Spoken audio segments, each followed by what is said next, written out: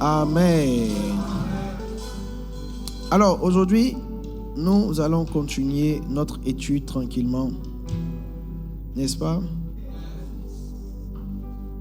Alors, depuis un certain temps, j'essaie de vous expliquer que pour ce qui concerne le service de Dieu, ce qui fait marcher les choses, ce n'est pas les efforts, mais c'est la grâce. Et l'activateur essentiel de la grâce s'appelle l'humilité. S'il y a une valeur qui n'est pas négociable dans le monde de l'esprit, c'est l'humilité. Toute personne qui ne travaille pas à bâtir l'humilité dans son cœur n'aboutira et n'atteindra rien. Et donc, le principe est le même à tous les niveaux que ce soit. Il est le même pour celui qui a la chair, pour celui qui est dans le peuple, pour celui qui est à gauche, pour celui qui est à droite. Vous voyez, beaucoup de personnes ne savent pas qu'il y a des sentences de Dieu que Dieu inflige aux églises.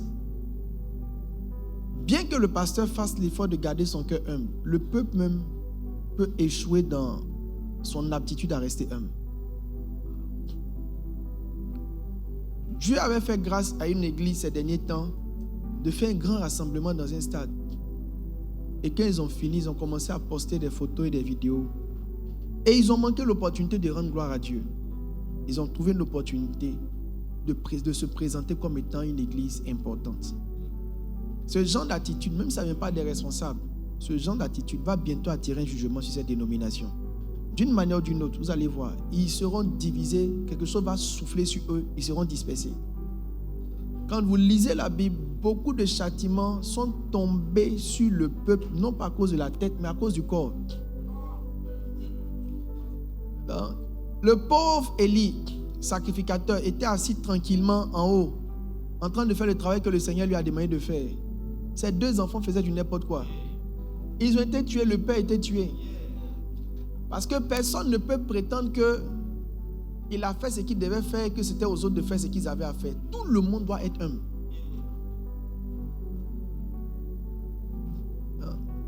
La gloire et la grâce qui descendent sur une dénomination, ce n'est pas seulement le cœur de la tête. C'est le cœur de tout un chacun. Tout un chacun doit commencer à apprendre à développer des vertus et des valeurs d'humilité profonde. Je prie pour vous, dans le nom de Jésus, que le Seigneur relâche la grâce et la faveur de l'humilité dans le nom de Jésus. Alors, on va lire tout doucement pour arriver là où on était, n'est-ce pas? Alors, Proverbe 3:13.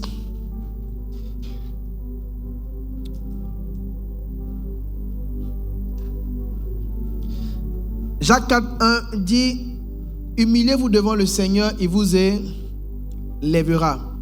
Donc, il n'y a pas d'élévation sans humilité. Ok? Jacques 4:6 dit: il accorde au contraire une grâce plus excellente. C'est pourquoi l'Écriture dit: Dieu résiste aux orgueilleux, mais il fait grâce aux humbles. Donc, quand une personne ou une église marche dans l'orgueil, Dieu combat cette église. Et il peut la combattre des pires des manières possibles. Hein. Il peut enlever le pasteur. Dieu peut venir prendre le pasteur puis partir le pasteur pour briser l'église. Partout où on adore le pasteur, Dieu enlève le pasteur.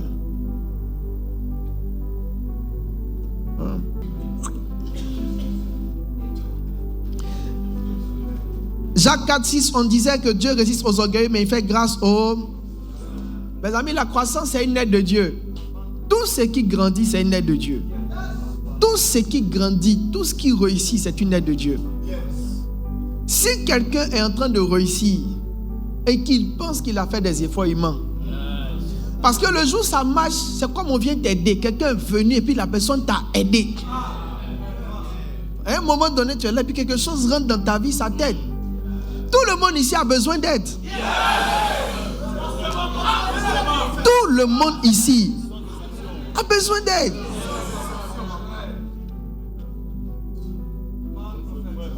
Imagine un seul instant. Dieu suscite un membre. Et puis il t'appelle et dit, ah frère Innocent, j'ai entendu parler de toi. On m'a dit que tu travailles bien. Et j'aime bien tes costumes et les 3 pièces que tu portes. J'ai décidé de te soutenir.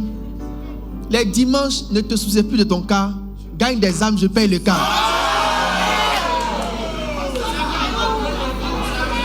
Imaginez ce type d'aide. J'ai dit, tout le monde a besoin d'aide. Dieu peut faire quelque chose qui fasse que les autres ne comprennent pas pourquoi ça marche facilement pour toi. Moi, je suis grandement aidé par Dieu. Je suis très aidé par Dieu. Non, Dieu m'aide. Dieu m'aide. S'il y a un pasteur que Dieu soutient vraiment, en tout cas, s'ils sont 10 à la grâce de Dieu, même si je ne suis pas le premier, je suis au moins le 10e. Tous ceux qui sont en train de servir Dieu, soient aidés par Dieu. Rien ne vaut l'aide de Dieu. Oh, j'ai dit une aide. Une aide. Une petite aide. Tu es là, quelques anges volent vers toi.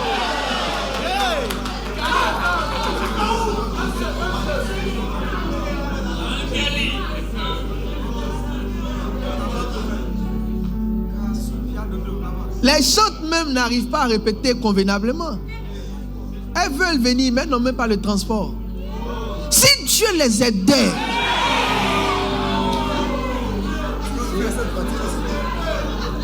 mes amis, où tu es arrivé là, imagine ce que Dieu peut faire pour t'aider.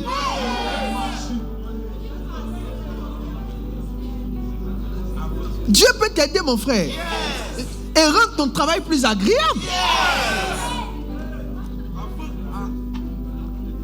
Ma soeur, un mari serait une bonne aide.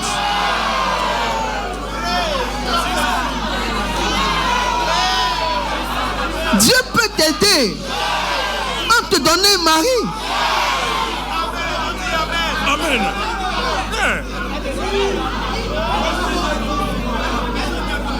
Elle a besoin d'aide.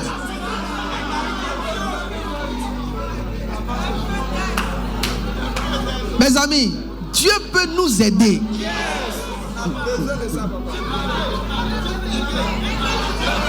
Il peut t'aider à te donner un mari.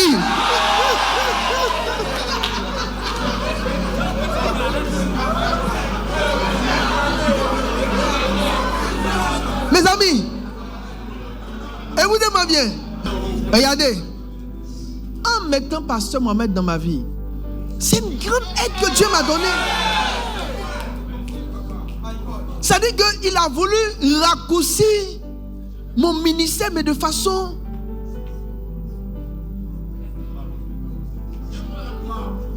rapide. Je vais prier pour quelqu'un. Que Dieu te donne une aide.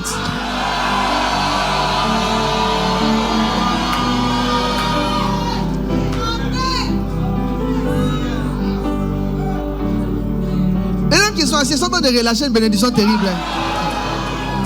Il n'y a pas de note à prendre. Là où je parle là, celui qui prend note, il prend note de quoi? J'ai dit, Dieu va te donner de l'aide.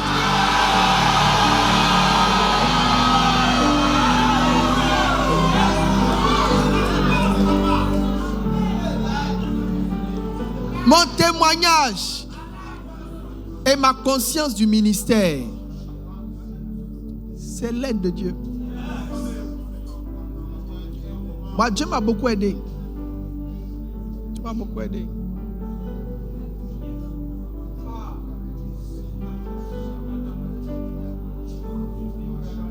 De quelque manière que ce soit, c'est vrai à les efforts que tu fais, mais il y a une chose, si on te l'additionne, ça pourrait vraiment faire la différence.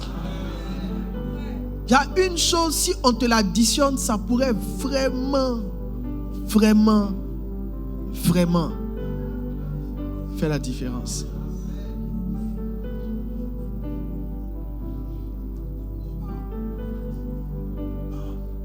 Quand je suis devant un challenge, je me demande toujours comment est-ce que Dieu peut m'aider. Je ne cherche même pas à me dire que je vais faire. Parce que la vérité, c'est que je ne peux pas. Je me demande toujours comment est-ce que Dieu va m'aider. Comment dire, Seigneur, est-ce que si tu m'aidais?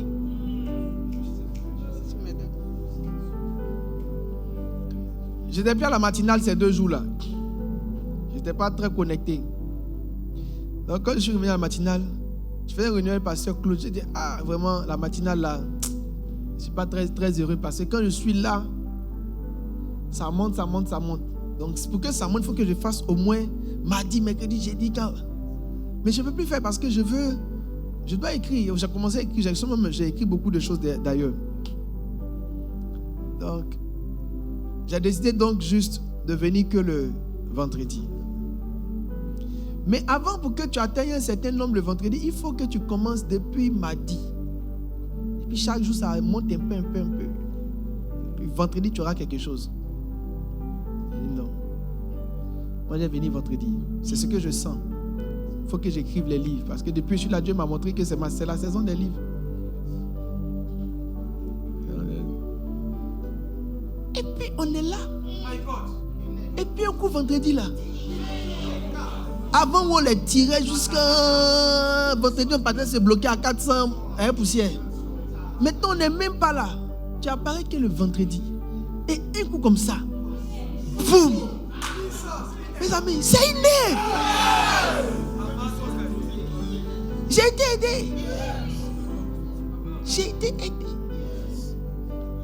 Je ne peux pas expliquer comment j'ai été aidé. Mais je sais que dans le règne de l'esprit, quelques anges sont venus me donner un coup de main. Au point où quand tu sors un peu, tu restes dehors.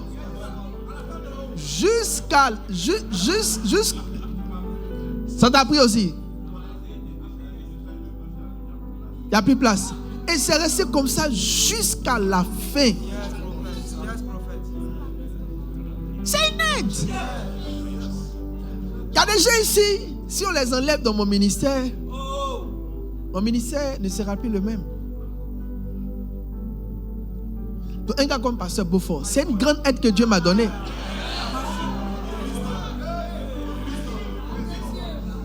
C'est une grande aide. C'est un grand bosseur. Même innocent. C'est aussi une aide que Dieu m'a donnée.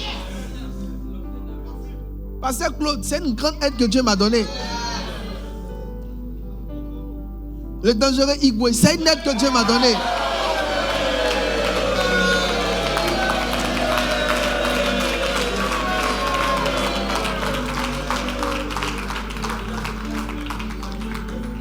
La plus dangereuse aide même que Dieu m'a donnée.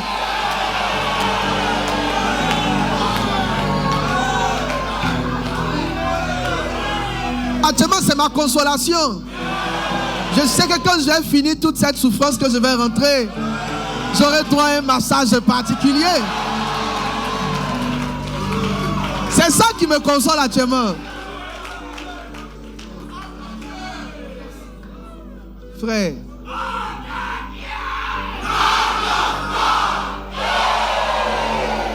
Même Pasteur Bruce, c'est une grande aide. C'est une très grande aide. Mes amis, souvent on ne se rend pas compte, mais c'est toutes ces personnes-là qui sont des grâces. Souvent les gens, je ne vois pas la grâce. Comment tu ne vois pas la grâce? C'est 2 ou 3 personnes qui sont la grâce. Si tu ne crois pas, il faut les enlever, tu vas voir. Tu seras étonné que tu es en train de refaire un gros travail. Parce que Daniel, c'est une aide. C'est une grande aide. Dieu m'aide. Dieu m'aide. Dieu m'aide. Les chants, ce sont des aides énormes. J'ai dit, qui a déjà fait culte dans l'église et puis il n'y a pas de chante? Ou bien l'église, maman pasteur, elle chante. Hein? Le batteur chante. Le batteur, c'est une aide. C'est une aide de Dieu. Aaron veut me dire que lui, il est une aide aussi. Lui là, Son modèle d'aide là, c'est trop compliqué. C'est une aide pour laquelle il faut beaucoup intercéder pour qu'il t'aide. Une aide qui demande des efforts. Mes amis, c'est vrai, on rit, mais oui, il y a des choses qu'on n'évalue pas vraiment. Mais si tu enlèves ça dans ta vie, ce n'est plus sûr que ta vie aura la même coloration. Tu déplaces 2 pions. Moi, je respecte beaucoup les hommes. Moi, je n'ai pas la prétention que je peux me passer de quelqu'un. Non. J'ai la foi que je ne peux même pas faire ce que vous faites comme travail. Ou j'ai la foi que si je fais ce que vous faites, c'est que je ne serai plus en train de faire ce que je dois faire. Donc souvent, ce n'est pas en termes de capacité de faire. C'est en termes de comment on te décharge pour que tu puisses faire quelque chose. Donc, je peux faire tout ce que vous faites. Mais si je commence à faire, je ne serai plus en train de faire ce que Dieu veut que je fasse. Donc imaginez-vous les dimanches, maintenant c'est moi qui vais mettre les gens dans les cas. Imaginez-vous maintenant, c'est moi qui suis en train de courir après tout le monde qui est venu, qui n'est pas venu. Si je commence à faire ça, quel temps j'ai pour chercher Dieu et rester loin? Il y a beaucoup d'aide ici. Franti, c'est une aide. C'est une grande aide. Il est où, mais je ne le vois pas. Ah, ok. C'est une aide. Quand il m'accompagne, qu'il est inspiré, mais ça peut donner un cocktail Molotov. Les gens pensent que les pianistes là, c'est pas habitude. C'est pas par habitude. Les pianistes, il faut un travail spirituel. Quand vous allez prêcher là, vous allez voir que l'atmosphère d'une église est très spirituelle. Les 4 cultes même là, c'est pas 4 mêmes atmosphères. Les 4, c'est 4 atmosphères différentes. C'est le même message, c'est le même pasteur. Mais c'est 4 atmosphères. Ça veut dire que chaque culte, c'est une nouvelle bataille. Si tu n'as pas été aidé, tu vas rester en haut là-bas. C'est une aide. Donc, vous voyez, les gens de la com, c'est aussi une très grande aide. C'est une très grande aide. Donc, un gars comme Sandrès, c'est vraiment une grande aide. Sandrès, c'est une très grande aide. Il bosse énormément. Mais il bosse avec son cœur, quoi. Il bosse. C'est une personne que tu as trouvé combien sur la terre? Donc, quand Dieu t'aime et qu'il identifie une certaine disposition d'humilité, il commence à t'aider. Il y a un pasteur que j'ai vu tout à l'heure, il m'a dit que non, lui, il ne comprend pas l'église ne grandit pas, même la croissance de l'église. C'est une aide, c'est un jour, une personne apparaît, et puis commence à faire, il envoie ses frères et ses soeurs. C'est Dieu t'envoie quelqu'un, et puis la personne fait grandir l'église pour toi. Sinon, tu ne vas plus sur terrain. Toi, tu prêches à la chair. Les gens qui font venir là, c'est des gens que Dieu envoie pour t'aider. Mais la Bible dit qu'il y a un type de personne que Dieu aide en priorité. Il y a un type de personne que Dieu aide en permanence.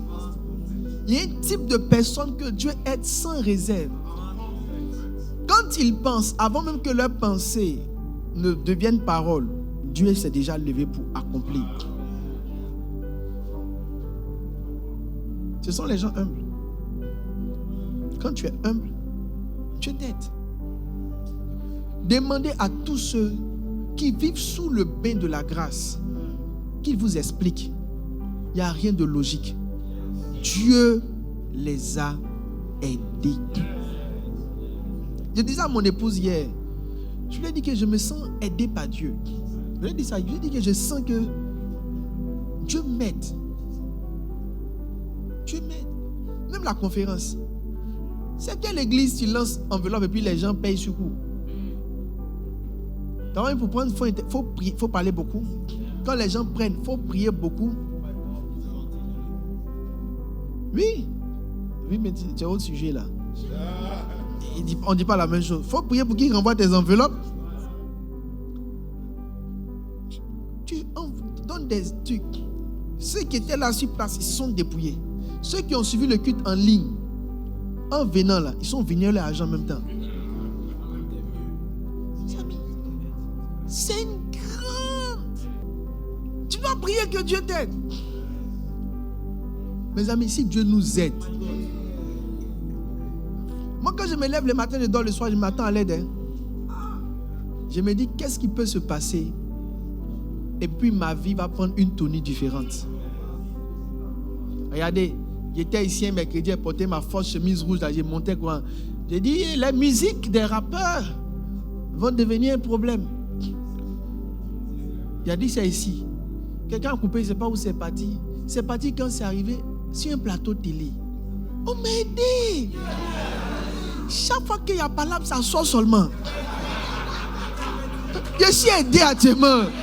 Il y a une promotion naturelle sans effort. Bon, pour l'instant, il n'y a pas palabre. Il y a un concert dans 2 jours là. Après le concert, il y a un petit palabre. La vidéo ressort. Donc actuellement, je suis présent en Côte d'Ivoire. Sans publicité. Sans télé, sans payer de télé ni de radio. Je vis aux frais de la bagarre des rappeurs. Chaque bagarre ressuscite. Et ça sort de partout. Mais Dieu m'a aidé. Il m'a donné juste une petite révélation pour m'aider. J'avais même dit récemment qu'il y avait une pirogue un bateau qui s'est renversé dans la lagune. Les gens n'ont pas trouvé la vidéo. S'ils avaient mis la peut-être qu'elle est là, j'étais aidé encore. Peut-être que la RTI allait venir me voir. Vous me dites, voyant, qu'avez-vous vu encore? Mes amis,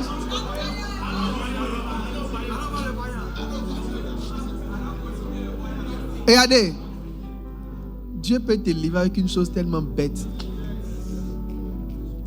La vidéo, si les rappels là, c'est là que je me suis rendu compte que je vous avais déjà dit ici que le prophétique en vérité, je pense que c'est mal présenté. Moi, je pense que le prophétique,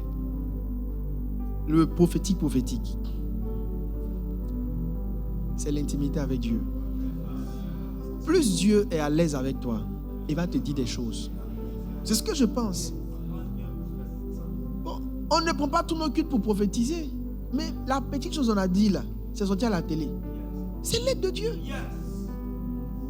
Parce que mon mec ne me pouvait pas tout le temps, mais quand il dit un petit truc net, c'est lui qui a vu qu'au Congo là, ça allait quitter au milieu pour venir vers l'est. Les gens voient beaucoup, mais ils ne voient pas ce qui fait que ça reste en hauteur. Il y a une chose, si tu vois là, tu restes dans l'actualité. Donc c'est que Dieu te donne un niveau de révélation qui te maintient en bas. Il y a un autre niveau là, ça te fait sortir, ça te met dans l'actualité. C'est net. C'est vraiment net. Qui n'aimerait pas être aidé? Vous savez comment Dieu aide aussi? Dieu peut aider en te donnant des enfants intelligents. Mes amis, tes enfants sont derniers à l'école. Tu sais, à l'église, tu peux plus servir. Dieu t'aide en s'occupant lui-même de tes enfants. Dieu t'aide en te donnant un mari compréhensif.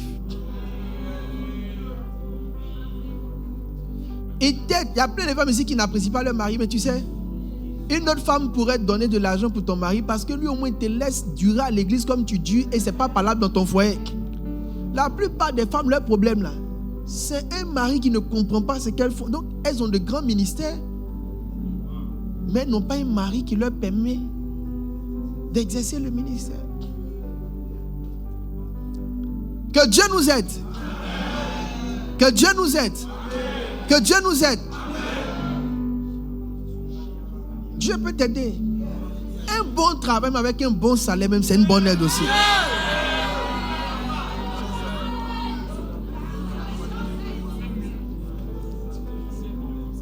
Ça peut t'aider à faire le travail de Dieu tranquillo.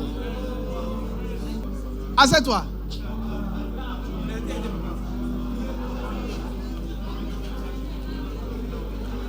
Mais les gens, ils sont venus de loin. Hein?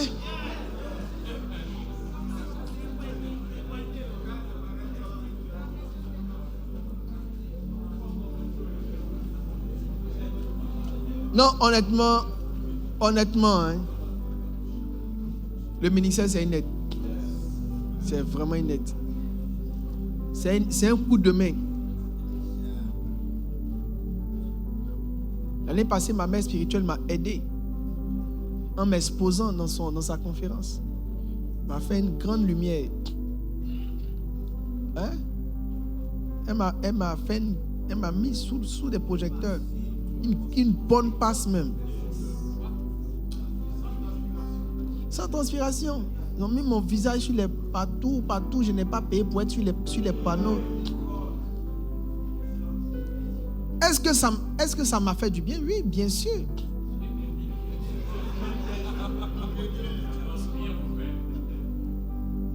Les offrandes qu'il y a eu après, de toutes parts, les gens me croisaient partout à Abidjan pour me faire des semences. Je recevais des offrandes de l'Europe, tout ça. Les gens, on veut bénir sa vie. Juste être passé là en quelques minutes là. Quelques minutes là. Actuellement là, je suis aidé même.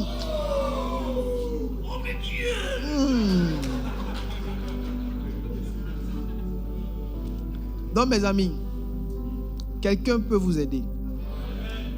Dieu peut créer une opportunité qui sera pour vous une grande aide. Mais pour que vous soyez aidés, pour que nous soyons aidés, il faut qu'on apprenne à travailler sur l'humilité. C'est l'aide qu'on appelle la grâce. Donc, quand on dit grâce, les gens ne comprennent pas, mais la grâce en réalité c'est l'aide. Même une bonne santé, c'est de l'aide. On est toujours là. Il n'y a pas quelqu'un qui est hospitalisé ici. Donc on peut faire le truc, mais il va faire, il est là. C'est une grande aide, le corps là. Le rythme auquel on coule là, si on n'avait pas cette aide là, il y a plein ici qui ont jeté l'éponge, qui ont fait des dépressions. Donc Dieu fait grâce aux hommes. Je peux avancer un peu? Les cultes de ministère, là, il faut qu'on ait plus de temps. Il faut me connaître 4 heures.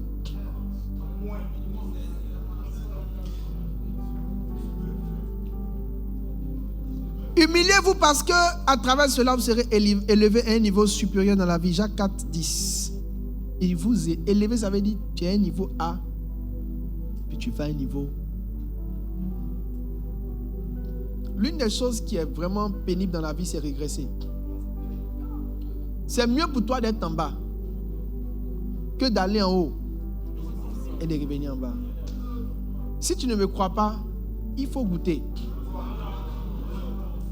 Ça dit, tu as vécu dans une belle maison et puis du jour au lendemain, tu reviens dans un studio. Tu as roulé dans une belle voiture, du jour au lendemain, tu viens dans une petite voiture. Tout ce qui descend détruit. Ton salaire, si ton salaire, tu étais payé, et puis élément pour élément, tu tombes dans une circonstance où ton salaire descend, tu seras étonné. Ton âme sera abattue. Tous les pasteurs que je reçois qui ont des problèmes, ils ont des problèmes parce que ils avaient des églises qui avaient un certain niveau qui est descendu. Tout ce qui descend blesse. Ça blesse ton âme. Ça brise ton être. Donc être élevé, c'est être maintenu en haut. Mes amis, être maintenu en haut là, ce n'est pas la main d'un homme. C'est Dieu. Tu peux prêcher, faire l'église. Quand vous me voyez actuellement, je suis en train de faire l'église là. Vous n'avez pas idée. Je fais l'église avec la mémoire de tous ceux qui sont tombés. Chaque jour, je pense à eux. Et je me dis, je ne vais pas finir comme ça. Je ne veux pas qu'on me cite dans le passé. Qu'on dise à l'époque, il y avait un pasteur Gatti là. Être libre, ça veut dire que chaque année, tu es en haut. Ça là, c'est un must. Il n'y a pas beaucoup qui ont ça. Un témoignage frais. Tu t'imagines, pasteur Yvan, en 2002, quand on dit Yvan Castanou, c'est un phénomène. 2010, Yvan Castanou, c'est un phénomène. 2025, Yvan Castanou, c'est un phénomène. C'est toujours un phénomène. L'église la plus monstrueuse et la plus gigantesque d'Europe. C'est une grâce. Sur 20 ans, ton nom est resté en hauteur. En Côte d'Ivoire, ici, les gens qui chantaient en 2000 ont dansé là, ils n'existent même plus. Moi, je n'aime pas les honneurs où on dit nous allons honorer les doyens. Doyens de quoi? Et le don aussi, Il vit de ses vieilles œuvres. Il est vivant, mais il se repose déjà de ses œuvres.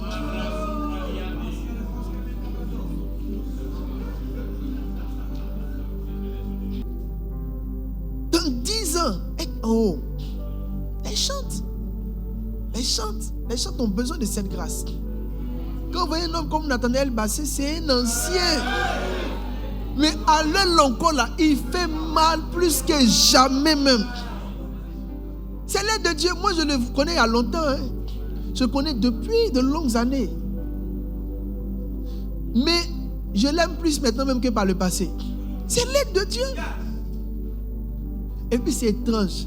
Il ne chante même pas dans mon style.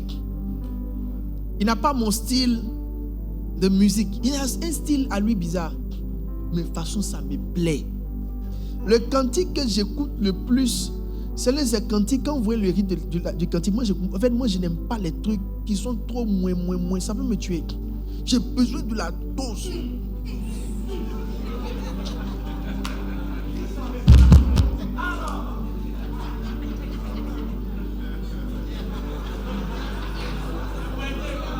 Tu ne m'as pas aidé, tu m'effraies. Mais actuellement là, il est cantique. J'aime les cantiques là. C'est là qu'il voit que Dieu l'a aidé. Non, je n'ai pas les paroles. J'ai pas, et puis comme c'est en anglais, il ne faut pas qu'il mente aussi. Mais je fais les paroles. Mais en fait, je n'ai pas vraiment les paroles. Tu connais mon cantique là, non? Voyez comment Dieu est grand, tout de ce genre. Si je dois. Hein? Regarde ce que Dieu a fait. Si, regarde ce que Dieu a fait. J'ai pas trop le truc. C'est un faux cantique. C'est calme, c'est bizarre. C'est vraiment pas dans mon registre. Mais j'écoute. J'écoute. Et puis c'est quand j'écoute ça que je sens l'onction. Moi, je regarde l'onction que je sens, il ne comprend pas. Je vois son truc. Alléluia. Il fait les castagnettes là. C'est même pas mon style même. Les castagnettes même qu'il voit là, même, ça m'énerve même déjà. Mais de toute façon, j'aime. Quand Dieu veut aider quelqu'un là, tout ce qui est vilain, on aime.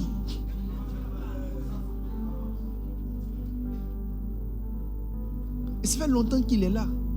Mais il a été maintenu. Mais mes amis, être maintenu en haut, c'est une grâce. Il y a plein ici qui travaillent, mais vous n'êtes pas élevés. Ça fait 2 ou 3 ans, vous êtes toujours dans les mêmes systèmes là. Votre salaire là, c'est entre 80, 120, 50. Ça bute. Vos réalités sont les mêmes. Vous n'êtes pas élevés. Oui, mais c'est ça qu'ils sont en train d'expliquer là. C'est ça qui est là. Oh, mes amis, je peux vous dire une chose. Croyez-moi. Croyez-moi. Croyez ce qu'il va dire.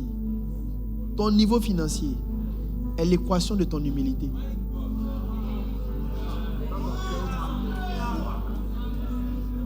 Il faut me croire. J'ai dit,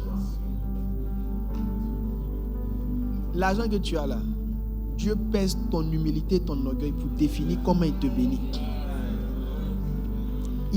L'humilité joue beaucoup sur les finances. Et l'orgueil aussi joue beaucoup sur les finances. Si tu n'as pas l'argent, ou si ta vie financière est trop, ça dit il y a trop d'efforts. Il ne faut pas demander l'argent. Il faut dire, Seigneur, qu'est-ce que tu me reproches? Il va te montrer une chose.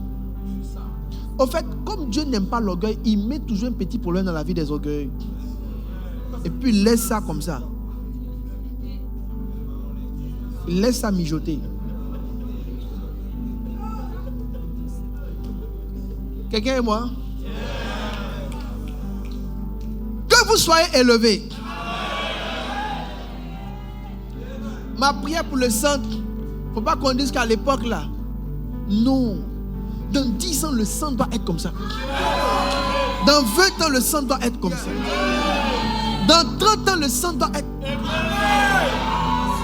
On va sauter pour mettre le centre là, on veut le voir dans 40 ans. Il va compter qu'à 3. 1, 2, 3.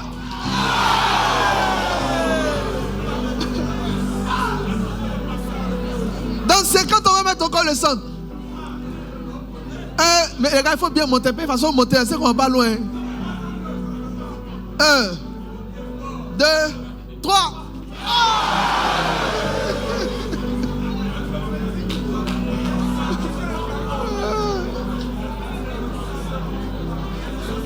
Dans 60 ans aussi. Quelqu'un est prêt?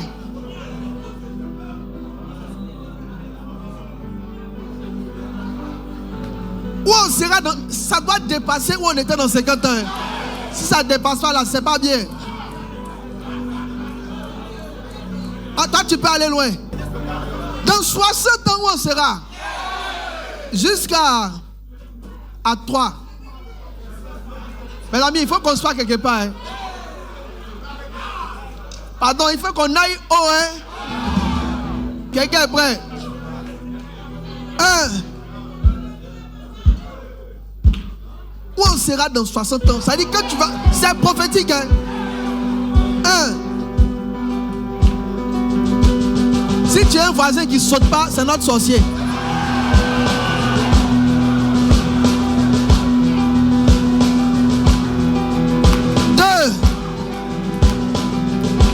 Là où on va mettre l'église dans ce... Où on va aller là?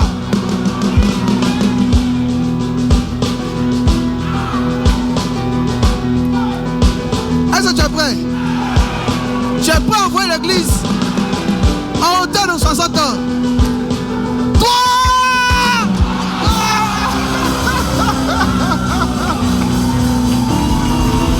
Alléluia!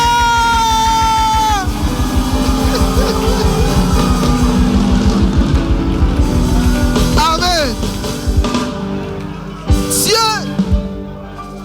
Dieu va nous faire la grâce. Le sang va durer dans le temps. Alors mes amis, je peux avancer?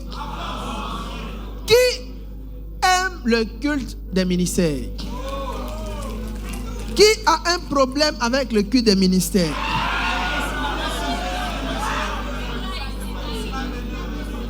Il n'est pas ici. C'est un moment agréable, n'est-ce pas? C'est très agréable. C'est le peu de temps qu'on a à passer ensemble. Alors, je vais vous parler aujourd'hui d'une forme d'humilité.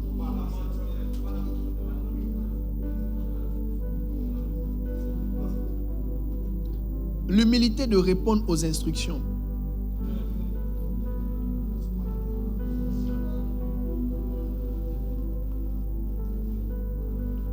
Qui veut t'aider? Dieu n'est pas à moitié. Quand il aide dans tout. Hein? Il va aider ta femme, toi-même, votre argent, vos enfants, votre vie. Il va vous aider. Moi, Dieu m'aide beaucoup. Il m'aide beaucoup. Il y a beaucoup de choses, comment je le sais, il y a beaucoup de choses dans ma vie qui contribuent à ma paix. La plupart des gens que Dieu me donne augmentent. C'est comme s'il augmente ma paix et ma joie par des personnes. Il va me donner par exemple une fille qui prend soin des enfants, mais qui prend soin des enfants comme ses enfants. Donc, je ne suis pas en train de réfléchir, je n'ai pas en train de les frapper. Et elle va prendre soin des enfants comme ma femme aurait pris soin d'eux. Pas seulement en termes de ne pas les frapper, mais elle va peut-être, ce qu'on dit de ne pas faire là, elle va vers ce qu'ils ne fassent pas. Et maintenant, elle a les réflexes où si se sont amusés à dire un mot qu'elle ne comprend pas, elle va faire monter le truc. Depuis un certain temps, lui, il dit telle chose. Donc, elle fait le point, elle fait le bilan pour savoir les aspects qu'on doit traiter. C'est net.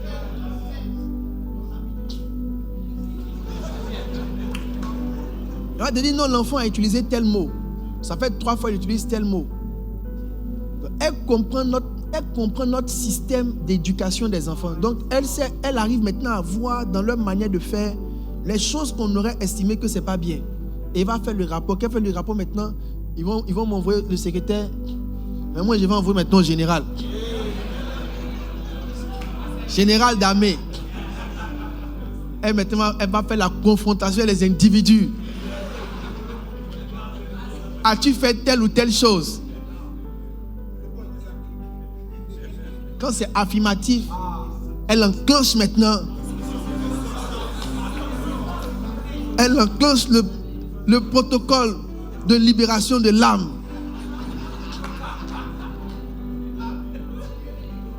Mais c'est une aide, c'est vraiment une aide d'avoir une nounou qui regarde les enfants et c'est pas, qui ne s'en fout pas d'eux, qui est attentive aux mots qu'ils disent.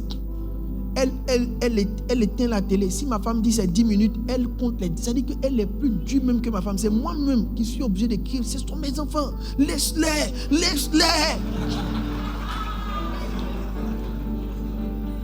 Ma femme dit que le bébé ne peut pas regarder la télé. C'est les grands seulement. Que les bébés ne regardent pas la télé.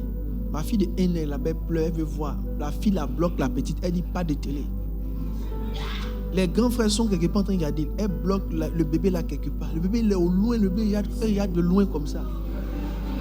La fille dit non. Elle a reçu instruction que ce bébé ne doit pas entrer dans la salle télé.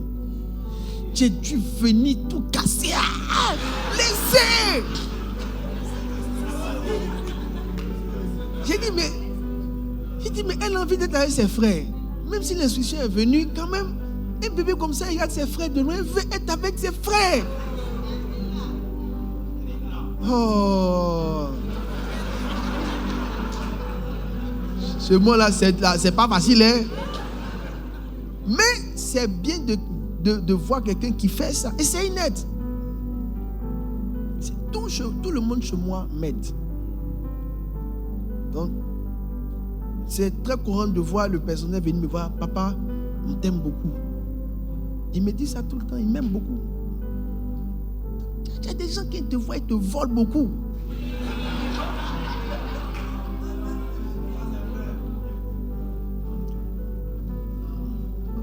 On sera tous aidés. Qui croit qu'il sera aidé? Mais la clé pour être aidé, c'est l'humilité. Et l'humilité des instructions est une grande forme d'humilité. On va lire quelques portions des Écritures. L'humilité des instructions. On va lire Deutéronome 28. Oh Seigneur, redémarre ça rapidement au nom de Jésus. Bara, bara, bara, bara, bara, bara.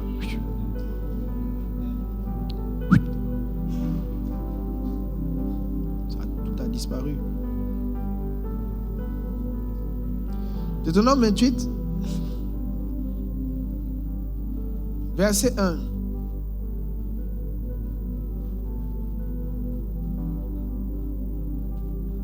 Qui sera aidé dans cette saison?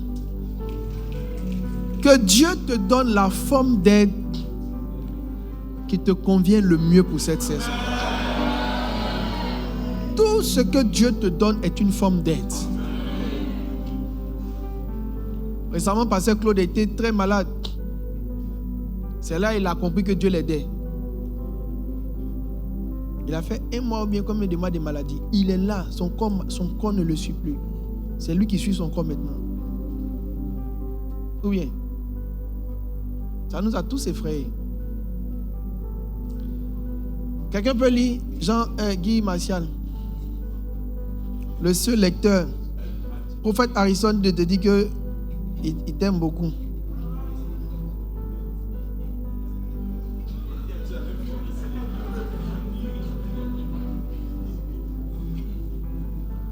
Amen.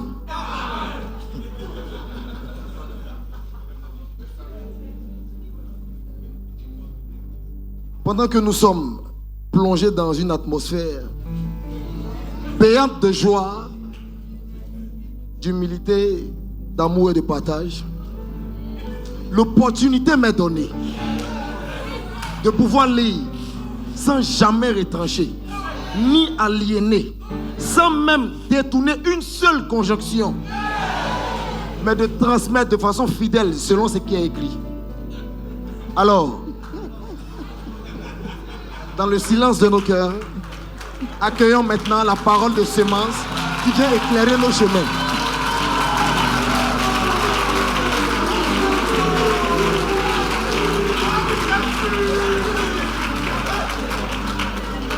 Deutéronome 28, le verset 1.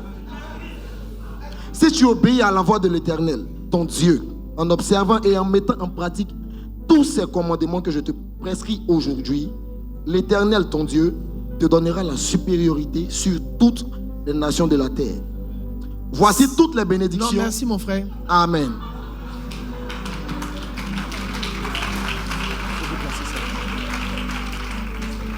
Si tu obéis à la voix de l'Éternel, ton Dieu, en observant et en mettant en pratique tous ces commandements que je te prescris aujourd'hui, l'Éternel te donnera la supériorité sur toutes les nations de la terre. Alors, quand nous lisons ce texte, il y a un mot dedans qui est intéressant, le mot commandement. Le mot commandement est le synonyme d'un mot qu'on appelle instruction. Je peux vous lire encore un autre texte. On va aller dans Proverbe, mes amis. Proverbe 13, verset 1. Proverbe 13, le verset 1. Un fils sage écoute l'instruction de son père, mais le moqueur n'écoute pas la réprimande. Un fils sage écoute l'instruction de son père, mais le moqueur n'écoute pas la réprimande. Alors, instruction veut dire quoi? Notez-le. Instruction veut dire directive, le fait de donner une directive à quelqu'un.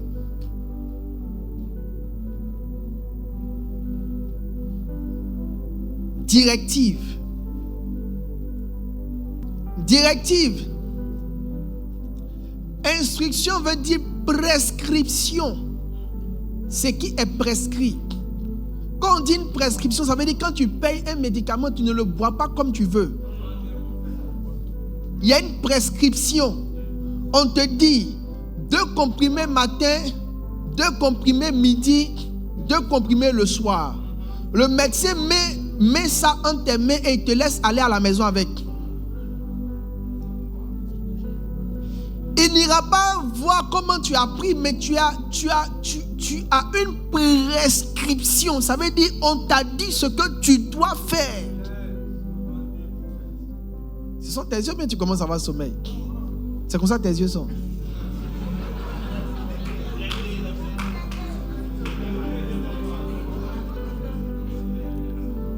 Prescription. Si tu vas, ouvre la porte de la chambre, fais le lit, lave mes habits, puis ferme la porte. Prescription. Quand je partirai, tu donneras aux enfants le goûter à 10 heures. Prescription. Quand vous allez venir pour le passage de la tribu, venez à 6 heures. Prescription. Quand vous allez venir pour le culte du dimanche, le département arrive à 5h30, font la prière des serviteurs jusqu'à 6h. Après, ils font le cri de guerre. Après, ils se mettent en position. Après, tout ça, c'est des choses qui sont établies et qui doivent être faites. Prescription. Consigne. Une chose qu'on t'a dit que tu dois, on t'a donné une consigne. Instruction veut dire directive, une orientation ferme qu'on t'a donnée. Et ce que j'aime plus, c'est ordre. Instruction veut dire ordre, donner des ordres. Donnez-moi l'histoire du mon gars, le centenier. Son serviteur était malade et il va supplier Jésus. Et il va demander à Jésus, Jésus, mon serviteur est malade, prie pour lui pour qu'il guérisse. Et puis Jésus va lui dire, et il va dire, le centenier va dire au Seigneur Jésus, alors que Jésus voulait partir voir son serviteur, il va dire à Jésus, il ne faut même pas te déplacer. Que moi-même j'ai des gens qui sont sous moi. Quand je dis à l'un va, il va. À l'autre viens, il vient. Fais ceci. Et il le fait. Donnez-moi le texte. Verset 2. Luc 7, le verset 2. Un centenier avait un serviteur auquel il était très attaché et qui se trouvait malade, sur le point de mourir. Ayant entendu parler de Jésus, il lui envoya quelques anciens des Juifs pour le prier de venir guérir son serviteur. Ils arrivèrent auprès de Jésus et lui adressèrent d'instantes supplications, disant, « Il mérite que tu lui accordes cela, car il aime notre nation. Et c'est lui qui a bâti notre synagogue. Jésus étant allé avec eux, n'était guère éloigné de la maison. Quand le centenier envoya des amis pour lui dire, Seigneur, ne prends pas tant de peine, car je ne suis pas digne que tu entres sous mon toit. C'est aussi pour cela que je ne me suis pas cru digne d'aller en personne vers toi. Mais dis un mot et mon serviteur sera guéri. Car moi qui suis soumis à des supérieurs, j'ai des soldats sous mes ordres, et je dis à l'un, va, et il va. À l'autre, viens, et il vient. Et à mon serviteur, fais cela, et il fait. À l'un, va, et il va. À l'autre, viens, et il vient. À mon serviteur, fais cela, et il le fait. À l'un, va, et il va. À l'autre, viens, et il vient. Fais cela, et il le fait. Voici comment Jésus va dire qu'il n'a pas vu une foi aussi grande en Israël. Quelqu'un a sommeil?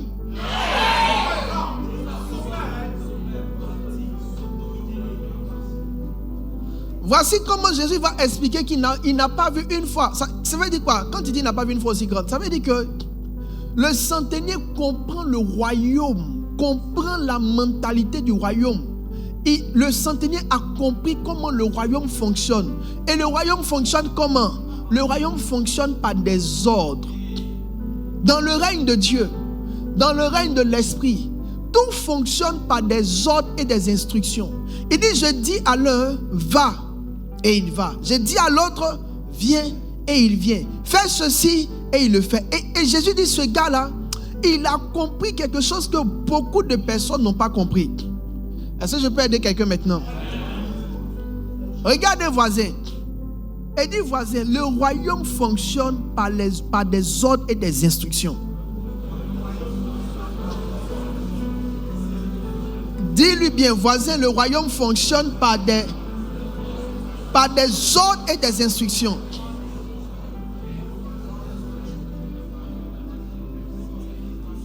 Une instruction, c'est une chose que Dieu te donne à faire. Une instruction, c'est une chose que Dieu t'ordonne de faire. Une instruction, c'est une chose que Dieu te montre que tu dois faire. Maintenant, je peux aider quelqu'un? Écoute-moi bien. Quand entre toi et Dieu, votre relation va s'arrêter, ça ne commence pas par l'absence de sa présence. Ça commence par le fait qu'il ne te dise plus quoi faire. Donne-moi quelque chose, on a changé de couloir prophétique. Écoutez-moi bien. Quand Dieu va vous quitter, il peut être là, mais il ne te dit plus quoi faire. Vous savez comment une relation entre Dieu et des hommes meurt? Comment ça s'arrête entre Dieu et des hommes? Asseyez-vous un peu, asseyez-vous. Ceux qui sont sur le côté, restez sur le côté. Bon, ceux qui ne peuvent pas s'asseoir, restez debout. Je pense à ceux qui sont derrière, au fait. Mais restez, soyez libres. Mais soyez libres sans être voyous. Ça, les gens se déplacent juste pour se déplacer. Ils n'ont rien compris encore. Ils sentent que c'est le moment pour aller devant.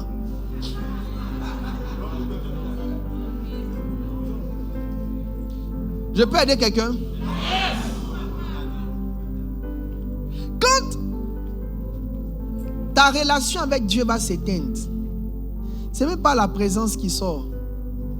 Quand Dieu est avec des gens, quand Dieu est un avenir pour toi, il te dit quoi faire. En fait, toute relation entre vous et Dieu, c'est une chose que Dieu vous dit de faire. Si Dieu n'est pas en train de te dire de faire quelque chose, c'est que Dieu n'est pas avec toi. Parce que Dieu ne se montre jamais à quelqu'un sans lui donner une chose à faire. Jamais. Le royaume, c'est des instructions. Suis-moi, tu deviens pécheur d'homme. Moïse, prends le bâton, va libérer Israël. Il n'y a personne à qui Dieu s'est révélé pour causer simplement. Il se révèle à Paul, il dit va, tu seras un acteur pour les nations. Chaque révélation de Dieu vient avec une instruction. Une chose à faire, une chose que tu dois essayer de faire. Donc ça veut dire que si quelqu'un est ici et que quand il réfléchit, il n'y a rien dont il se souvient que Dieu lui a dit de faire, c'est que entre lui et Dieu c'est mort il y a longtemps. Je peux pousser un peu? Dans le royaume de l'esprit, la prière n'envoie pas la bénédiction. C'est un mauvais enseignement de croire que la prière envoie la bénédiction. Dans le royaume de l'esprit, chaque bénédiction est rattachée à une instruction. Il dit, si tu obéis au commandement que je te donne, c'est alors que tu verras. Il dit, donnez-moi Deutéronome. Il dit, tu auras la supériorité. Donc la supériorité là, ce n'est pas lié à la prière, c'est lié à un commandement. Il y a une chose que Dieu t'a dit de faire. Si tu l'avais fait depuis longtemps, tu ne serais pas là où tu es actuellement. Ça ressemble à ce que tu jouais. On n'est pas très loin de ce que tu jouais tout à l'heure.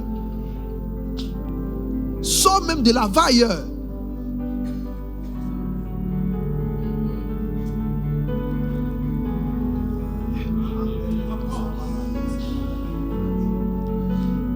La prière n'est pas le moyen par lequel Dieu engendre l'élévation. Dieu engendre l'élévation par des instructions.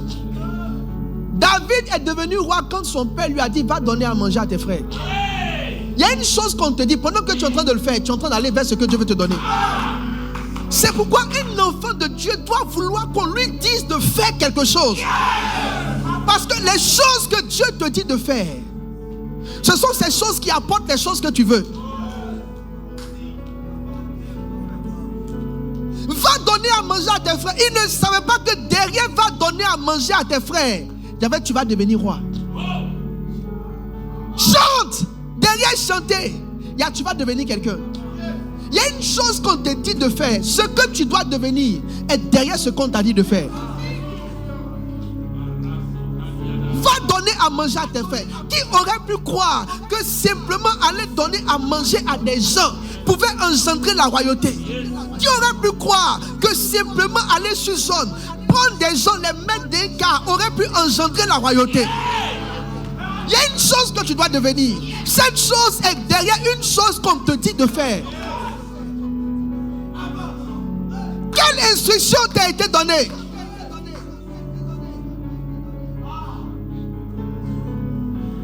Les gens qui sont allergiques aux instructions n'ont pas d'avenir.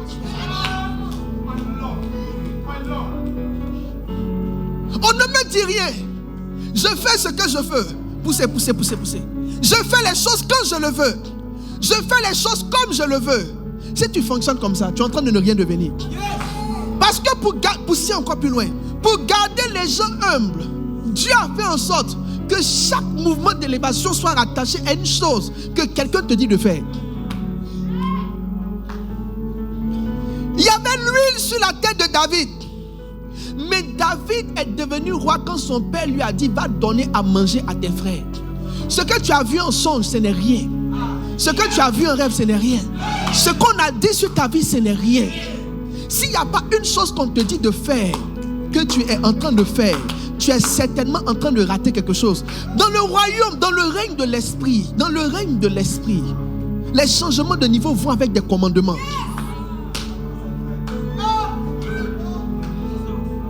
Il y a des gens qui sont dans l'église, il n'y a rien qui t'a été dit que tu es en train de faire. Ça veut dire que tu es en train de rien devenir. Écoute-moi, numéro 2, Saül. Il était dans la maison, on dit les ânesses sont perdues. On dit va chercher les ânesses. Pendant qu'il partait chercher les ânesses, il est rentré dans la royauté. Toute personne qui devient est en train de courir en principe derrière une instruction qui lui a été donnée. Et de façon inconsciente, en poursuivant cette instruction, il est arrivé dans sa destinée. Tu devrais être en train de prier Dieu pour dire Seigneur, donne-moi une instruction. Tu devrais même venir voir ton pasteur pour dire pasteur, donne-moi quelque chose à faire. Dis-moi de faire quelque chose. Parce que chaque fois que quelqu'un va changer de niveau, par hasard, on lui donne une chose bizarre. Mais la chose bizarre est la chose qui change son histoire. C'est dans la Bible, les gens lisent mais ils ne comprennent pas.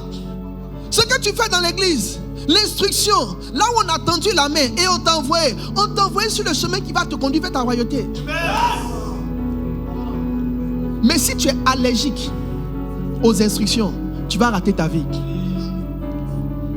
Les gens qui n'ont pas compris l'ordre, qui ont un orgueil naturel, qui ne comprennent pas l'ordre, qui ne comprennent pas la soumission, ils ont l'impression que quand on te dit de faire quelque chose, on est en train de t'avilir. Non. Dans le règne de l'esprit, quand on te dit de faire quelque chose, on est en train de te rapprocher vers les choses qui appartiennent à ta destinée.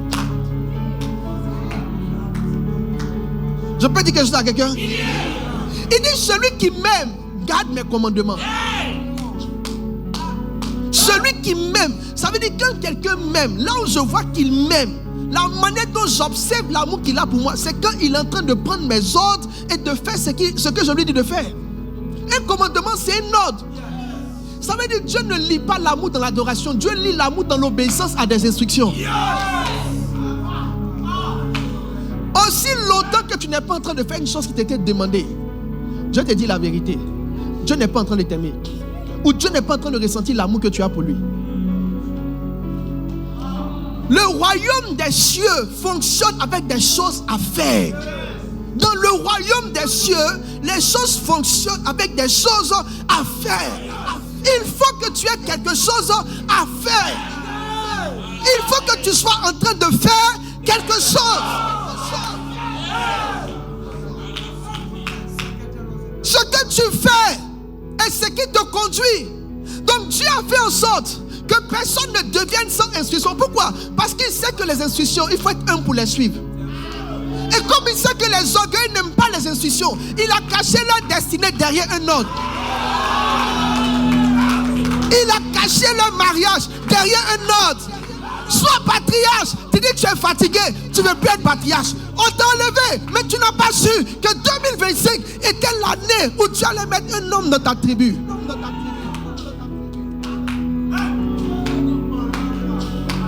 Tu as vu ce qu'on te demandait de faire, comme si on t'obligeait. On ne t'obligeait pas, on te rapprochait, on te poussait. Qui pense que dire à quelqu'un d'aller donner à manger sur un terrain de combat est une bonne instruction? Si c'était moi, j'allais dire à mon papa, quand ils sont venus mettre l'huile sur la tête des gens, tu as appelé tous ceux que tu aimais, tu m'as oublié. Maintenant il faut aller donner à manger à ceux qui sont à la guerre. C'est encore moi que tu appelles. Il n'y a pas quelqu'un d'autre qui peut aller là où on tue. Les orgueilleux sont tombés dans le piège. Ils n'ont pas compris que Dieu a caché leur destinée derrière une chose qu'on leur a demandé de faire. Non, moi j'aime pas durer à l'église. On n'a que de miracles, on n'a que de ministères. Oh non, moi je vais aller me reposer. Oui, ce genre de réaction là, ça vous met en retard sur votre destinée.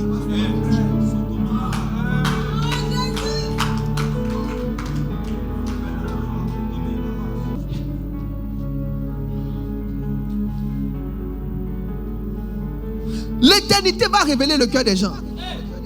L'éternité va vous révéler tout ce que vous aurez dû devenir. Maintenant, écoute-moi bien. Je vais te dire une chose qui va te choquer. Mais c'est la vérité. Écoutez-moi tous très calmement. Ceux qui sont derrière, si vous ne me voyez pas, regardez-moi à l'écran. Écoutez-moi très bien. Il dit, fils, sois attentif aux instructions de ton père. Je vais t'expliquer une chose. La filiation, ce n'est pas être proche de son père.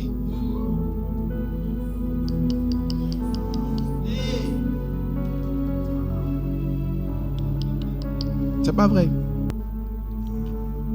La filiation, c'est pas être proche de son père.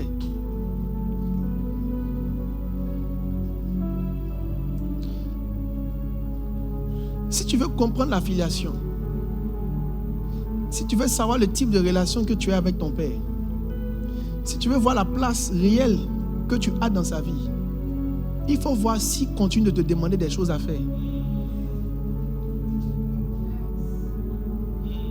Quand un père rit à toi, mais ne te donne pas de charge, ça veut dire qu'il t'a fermé.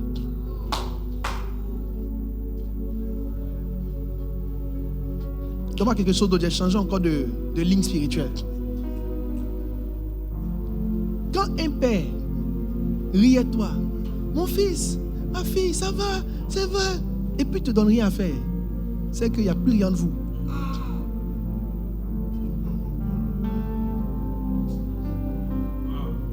Il n'y a plus rien de vous. Les gens pensent que c'est oh mon fils, ma fille. C'est pas ça la filiation. Quand le père, quand il y a un lien, quand il y a un certain lien entre un père et un fils, le père lui donne une mission. Qu'à un moment donné, ton pasteur ne parle plus. Tu vois, ah ça va. Il ne te demande même pas ce que tu fais. Il ne cherche même pas à savoir si tu as fait quelque chose. Tu n'as pas idée. Quelque chose est mort. Si tu veux tester la qualité de la relation que tu as avec ton père, demande-toi quelle est la dernière instruction qu'il t'a donné de faire. Ce n'est pas qu'il n'y a rien à faire. Mais le père donne les instructions aux gens qui reconnaissent comme son fils. Parce que le père n'apprécie pas la filiation par la proximité. Le père apprécie la filiation par l'obéissance aux instructions. Si on lui demande qui est ton enfant, il va dire ceux qui sont mes enfants là. C'est ceux qui font ce que je leur dis de faire. Pas ceux qui sont à côté de moi. À un moment donné, Jésus donne une parabole. Il dit, un père avait des enfants. Il a dit à l'un, va faire ceci. Et puis le gars, il a dit, il ne va pas. Et puis l'autre a dit, je m'en vais. Celui qui a dit, il ne va pas est parti. Celui qui a dit, il va partir n'est pas parti. L'esprit de cette parabole, c'est quoi? Il essayait juste de mettre en évidence le fait qu'il y a toujours deux types de fils. Des gens à qui on dit de faire qu'ils ne font pas. Et un groupe à qui on dit de faire qui finit par faire. Mais l'esprit qui est derrière cet esprit aussi, c'est d'expliquer aux gens que le lien entre un père et un fils, c'est des choses à faire.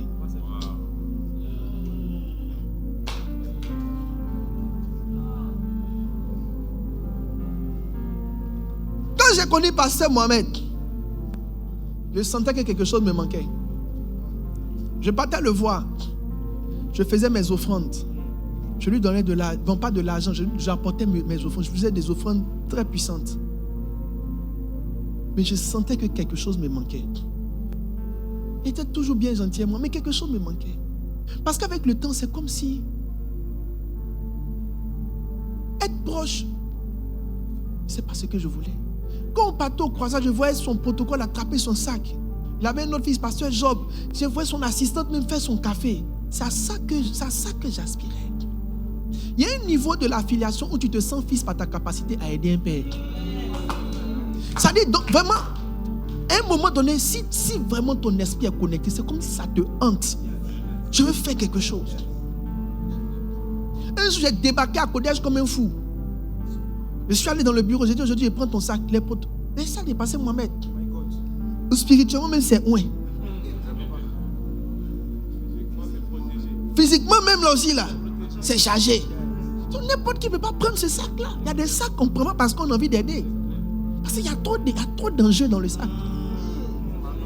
Les enjeux, c'est pas du jeu. Des enjeux spirituels comme physiques, comme pécuniers. Donc quand j'ai dit, papa, aujourd'hui, prends ton sac. C'est-à-dire que je voulais faire quelque chose. Je voulais faire quelque chose. J'ai pris, le protocole ne voulait pas me donner le sac. Jusqu'à le pasteur m'a dit, il faut lui donner. Après, bon, j'ai demandé pardon pour toi, il n'était pas content, mais après, je lui ai demandé pardon. Je sentais que la relation n'était pas parfaite. Tu peux aider un papa tout le temps derrière toi. Tu donnes l'argent et puis c'est tout. Dans ce cas-là, qu'est-ce que tu fais réellement qui fait sa joie? Je voulais faire quelque chose. Je voulais servir. Je voulais qu'il me donne quelque chose à faire. Je voulais trouver une place dans son équipe. Je voulais faire partie des gens qui... Je voyageais Pasteur Mohamed pour aller repasser ses habits. Quand il donnait ses habits à son fils, Pasteur Job, je partais dire à Pasteur Job, pardon, laisse-moi repasser ses chemises aujourd'hui. En fait, le vrai cœur d'un fils, c'est qu'il veut que son père lui dise, fais quelque chose, fais ça.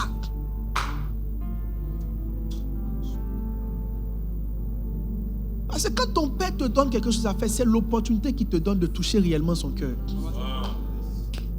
Un père qui t'a fermé, il ne te donne plus rien à faire. Il ne te donne même pas l'opportunité de faire quelque chose. Pour qu'il ait même le moyen de te voir.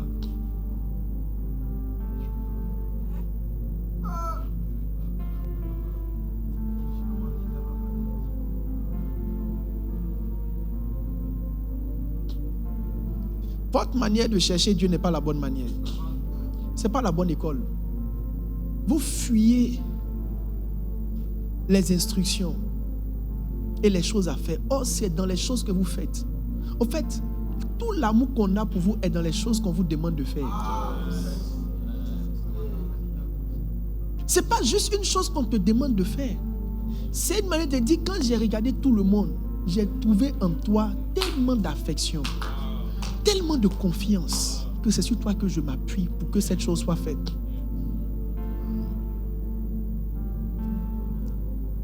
C'est grave. C'est grave qu'on ne te demande même pas de compte. C'est grave qu'on te donne toutes tes permissions. Tu travailles dans une entreprise et puis tous les jours tu donnes congé, repos, congé, repos. Est-ce que tu comprends? Ça veut dire que le patron, il te compte même plus parmi les employés. Parce que si tu es vraiment important pour lui, quand tu as lui dit tu veux repos, il va te dire non. Tu n'as pas dit où? Si tu vas arriver comment? Non, il n'accepte pas. Le fils de Bishop Dag, Bishop Joshua, on essaie de l'inviter. Bishop Joshua dit jamais qu'on peut inviter tout le monde sauf Bishop Joshua. Bishop Dag dit Bishop c'est son fils biologique, c'est lui qui gère l'église. Il dit jamais inviter tout le monde sauf Bishop Joshua. C'est lui qui gère l'église. La facilité avec laquelle on te donne les permissions, ça veut dire beaucoup de choses. Hein?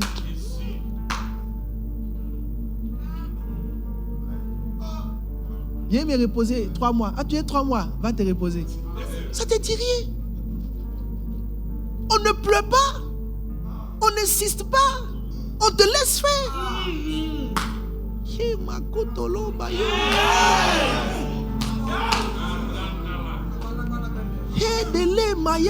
Mais j'ai senti que j'étais. Parce que j'ai vu que les notes étaient en train de venir là. Je ne sais pas que j'étais monté par derrière. Priez Dieu qu'on vous donne quelque chose à faire. Donne-moi un département. Donne-moi quelque chose. Envoie-moi ouvrir une église. Regardez, en vérité, je vous dis la vérité. Dieu je n'invente rien. On s'appelle, on se parle. Parce que tu gères l'Esmala. Si on laisse Mala là, il peut t'appeler.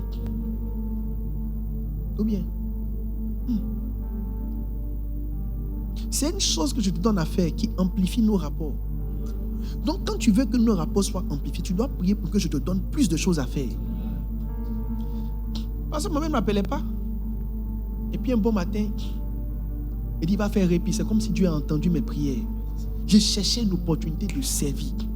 J'ai soulevé répit là comme la manière dont j'ai soulevé ma femme au mariage.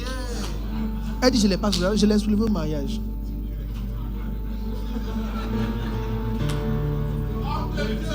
C'est comme ça qu'il soulève le répit. J'ai dit, tellement que je voulais le servir, quand tu arrives dans le répit là, tu ne sais même plus ce que je fais dedans. Je suis le répit même. Ça dit, je suis partout. Ça dit, un pied, mais ça dit, je suis dans tout. J'ai mis l'église. Je voulais servir un père. J'ai compris que ce qui te lie à un père, c'est ce qu'il te demande de faire. Quand le père ne te demande plus de faire quelque chose, en vérité, il n'y a plus rien entre vous deux.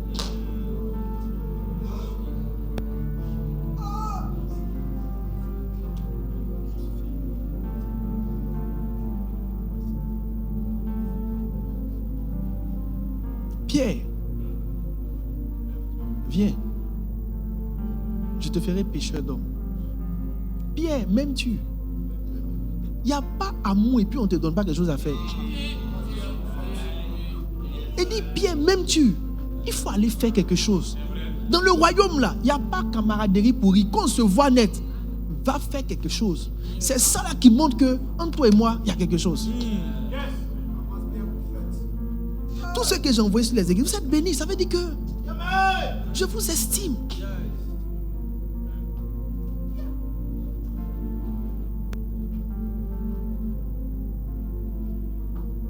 C'est mieux que d'être assis ici. À s'asseoir derrière, avoir une place de bishop et puis on te salue un sourire. Ça va? Oui, papa. Oh, tu es dans le film. Toi, on entretient ta vie spirituelle. Il n'y a rien d'autre. On essaie de t'envoyer au ciel pour que tu ne partes pas l'enfer, mais il n'y a rien d'autre. Ne mourrez pas. Ne mourrez pas spirituellement. Mais quelques années que j'ai fait dans le ministère aujourd'hui, c'est tellement si facile de se perdre. C'est facile, hein? Si vous ne luttez pas, vous allez vous perdre dans la masse. Ça dit on est là comme ça, puis toi si tu es dedans, tu es perdu. Suppliez Dieu que vous ayez quelque chose à faire. Le jour où on va me parler de toi dans cette église, ça ne sera jamais à cause de ta beauté. Le jour où on va parler de toi dans cette église, c'est que tu étais en train de faire quelque chose. Ton responsable t'a remarqué. Et puis ton responsable est venu dire, telle personne faisait ça. Il y a toujours une chose que tu es en train de faire qui fait qu'on te remarque.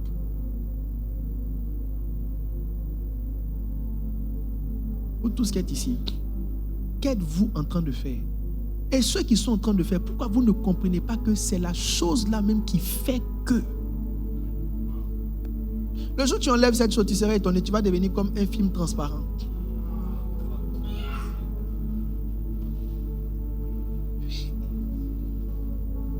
Sérieux. Chérissez la chose qu'on vous a donné de faire. C'est le fondement de la relation. Il dit, sois attentif aux instructions. Ça veut dire qu'il n'y a pas de père, de relation père et fils sans instruction au milieu. C'est les bébés dans la foi qui veulent les câlins. Les gens spirituels savent. Pierre, est-ce que tu m'aimes? Notre lien là va faire quelque chose. Et ce n'est pas de l'abus, mais c'est un signe d'estime. Ça veut dire que tu es tellement précieux pour moi que quand j'ai calculé là, c'est sur toi que je peux m'appuyer pour te confier ça. Je vous ai dit que quand Dieu est content, il confie plus. Il dit, celui qui était fidèle, on va lui confier plus. Et puis il dit, rentre dans la joie de ton maître. Quand le maître est content, il y a toujours une chose qui te donne de faire. Maintenant, l'orgueil fait que tout ce qu'on te demande de faire là, toi tu vois ça comme si on veut te fatiguer. Tu vois ça comme si on veut te faire n'importe quoi. Mais en vérité, ce qu'on te donne de faire et ce qu'on te demande de faire, c'est comme si on te donne une opportunité d'avoir une relation privilégiée. C'est pourquoi quand il lui a demandé d'aller paître les brebis, il a présenté ça comme une relation privilégiée. Il a dit, c'est une relation d'amour privilégiée. Entre toi et moi, il y aura une relation privilégiée. Donc on te donne quelque chose avec toi, tu vois ça comme de l'abus. Au lieu de voir ça comme si on t'a fait une opportunité, on t'a donné une opportunité.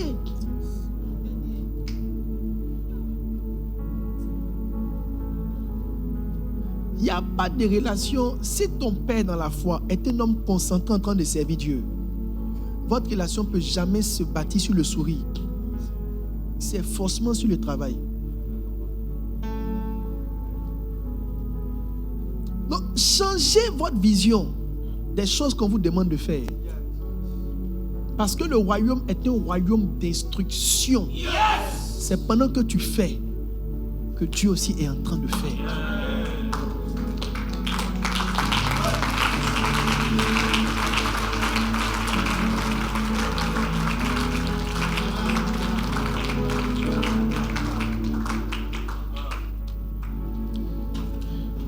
Prions pour un esprit d'instruction. Prions pour un esprit qui aime l'instruction.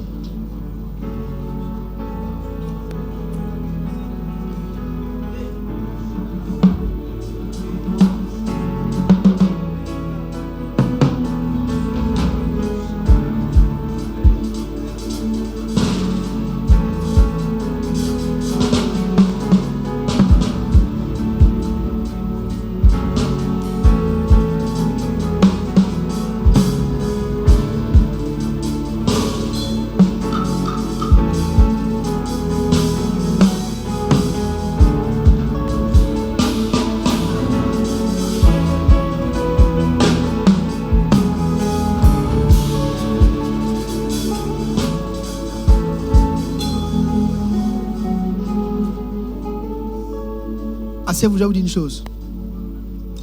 Je vais vous dire, c'est puis on a fini.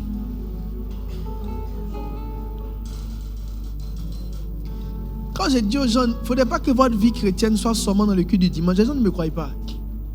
Parce que ce qu'on enseigne ici, là, ça c'est un autre niveau.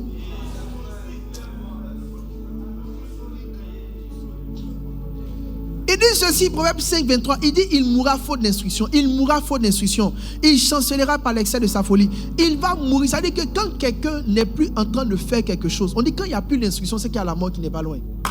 Il va mourir. Qu'est-ce qu'on t'a demandé de faire dans cette saison? Est-ce qu'il y a une chose qui t'était demandée que tu es en train de faire? Il mourra faute d'instruction. Il y a une chose qui est la vie qui doit venir en toi. Parce que tu n'es pas en train de faire une chose qu'on t'a dit. Ça n'arrive pas à couler. Il y a des gens qui ont des problèmes financiers parce qu'ils ne sont pas en train de faire ce qu'on leur dit de faire. On arrête ici ou bien on continue? Oh, je n'ai pas encore commencé à prêcher. Je suis dans mon introduction.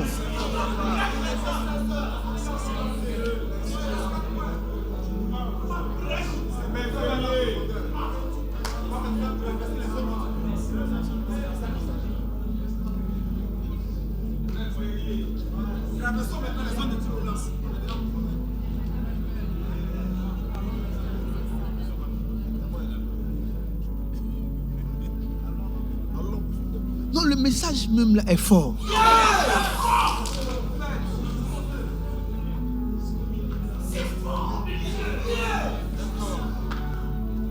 Le message est fort.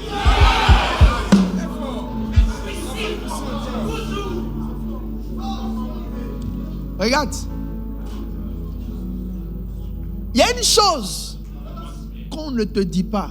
Il dit faute de... Ça dit que quand on n'est plus en train de te donner des choses à faire, bientôt tu vas mourir. On n'a même pas besoin de faire des calculs. On a juste, si je t'enlève de ton département, bientôt ta vie de prière va mourir.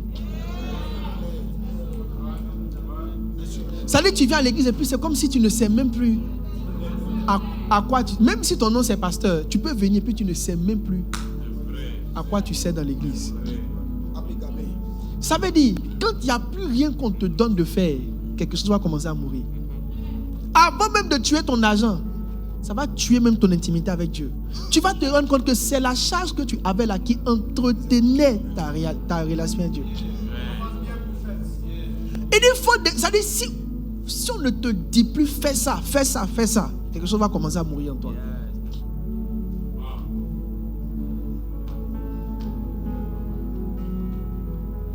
Je suis sur mes pieds parce qu'il y a une chose que Dieu me dit de faire. Chaque jour que je me réveille, je me demande que me demandes-tu de faire? Parce qu'en fait, c'est ce qu'il me demande de faire là qui me donne un indice qu'il est encore avec moi. Parce que le jour où je ne saurai plus ce qu'il me dit, ça veut dire qu'il est parti.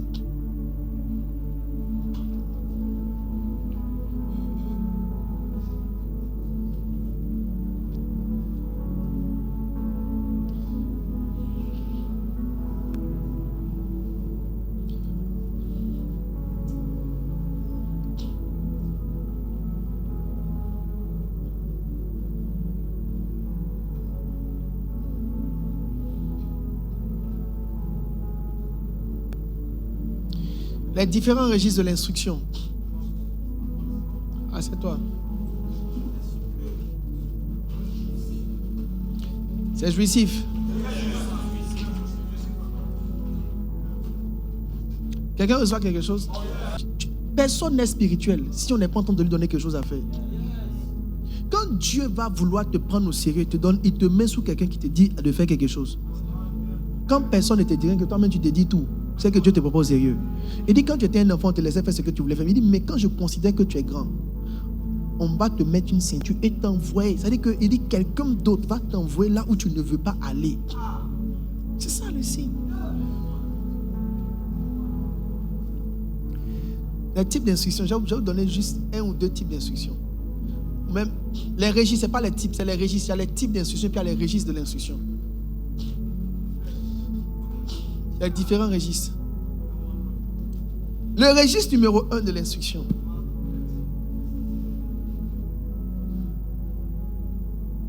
C'est ce que j'ai nommé l'instruction blessante.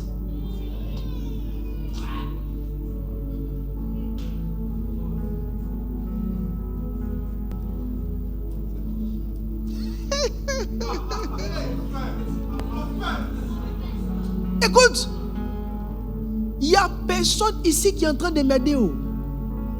Il n'y a personne ici qui est en train de m'aider. Assieds-toi. Il n'y a personne ici qui est en train de nous aider. tout ce que vous êtes en train de faire dans cette église, c'est ce qui détermine ce que Dieu est en train de faire pour vous. Ce qu'on t'a demandé de faire, ce n'est pas pour moi. C'est pour que ça parle pour toi. Il dit, tu serviras l'Éternel et il bénira. Écoute, ce n'est pas pour moi. Je suis juste en train de te dire ce que tu dois faire pour que Dieu enclenche ce qu'il veut faire. Donc ce n'est pas pour moi. Personne n'est en train de m'aider. Tout ce que vous faites est pour vous-même. Sois pasteur. Le pasteur que tu es aujourd'hui, tu ne sais pas. Tu penses que je dis d'être pasteur, tu es en train de dire non, j'ai mon travail. Écoute, je te dis la vérité. Dans le plan de Dieu, là, tu ne sais même pas le plan de Dieu pour les 5 prochaines années. Il a vu loin ce que tu ne vois pas. Donc il t'a mis sur un chemin. Mais est-ce que je savais depuis 20 ans en arrière que si j'étais pasteur, je serais ce que je suis aujourd'hui? Il n'y a aucun ami avec lequel, je le dis humblement, avec lequel j'ai fait classe. Aujourd'hui on s'arrête et puis on peut causer comme des camarades de classe. Il n'y a aucun. Peut-être que les pas encore croisés. Mais il n'y a aucun. Si quelqu'un m'avait dit, il y a 10 ans en arrière, que être pasteur là, c'est ça là. Il y a 10 ans en arrière pour moi, je venais aider Dieu. Je ne savais pas que tous les meilleurs plans de Dieu pour moi étaient. Écoute, le jour où Dieu va te dire de faire quelque chose, c'est qu'il n'y a plus quelque chose encore qui est mieux que ça. Mais c'est juste une question de temps. Donc, tu vois le cœur que Dieu te donne de faire l'église, tu seras étonné dans 10 ans. Que tu serais beaucoup plus grand faisant l'église qu'en mettant ton cœur sur la musique. Dieu vous met là où la pluie vous attend. Hey!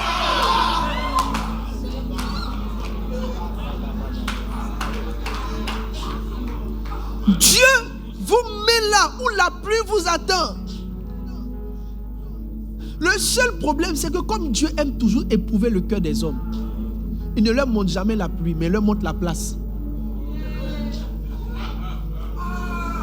Il te dit, mets-toi là pour voir si tu peux faire confiance à ce qu'il te dit.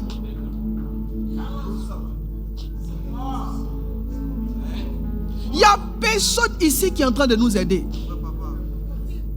Il n'y a personne, peu importe la place et la position que tu as dans cette église, c'est à ton avantage.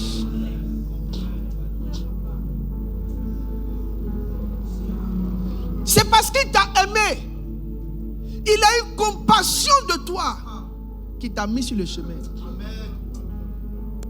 Tu as l'impression que non, ils me prennent mon temps, j'arrive pas à faire mes affaires. Regarde bien, dans 10 ans, tu vas voir si tu seras en train de vendre ce que tu vends encore. Dieu t'a mis là parce qu'il sait que ce que tu es en train de faire, dans 10 ans, tu ne seras plus en train de faire ça. Et que dans 10 ans, c'est le ministère pastoral que tu as commencé là qui va prendre le relais. Je vous vois, mais je ne parle pas. Pas parce que je n'ai rien à dire. Parce que je sais que vous n'êtes pas encore prêt à m'écouter.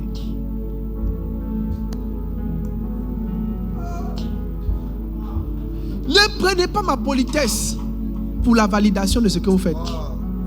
Je suis naturellement poli. Je ne suis pas belliqueux. Je suis OK avec tout. Il n'y a rien, je dis, il n'y a rien que vous faites ici pour m'aider. Hein? Il n'y a rien que vous faites pour m'aider. Vous êtes juste en train de faire ce que vous devez faire pour devenir ce que vous devez devenir.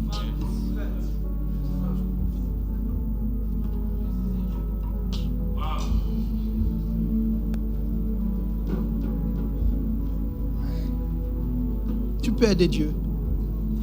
Hey! Je ne crois pas que tous les hommes sont nés. Je pense que certains hommes ont été créés, projetés dans l'existence. Je le crois. Je n'ai pas besoin de verser pour l'instant, j'ai réfléchi à ça.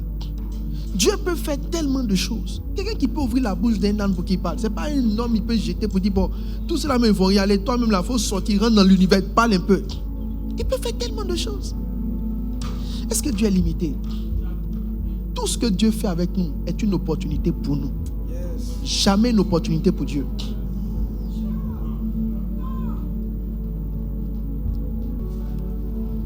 Quelqu'un reçoit quelque chose?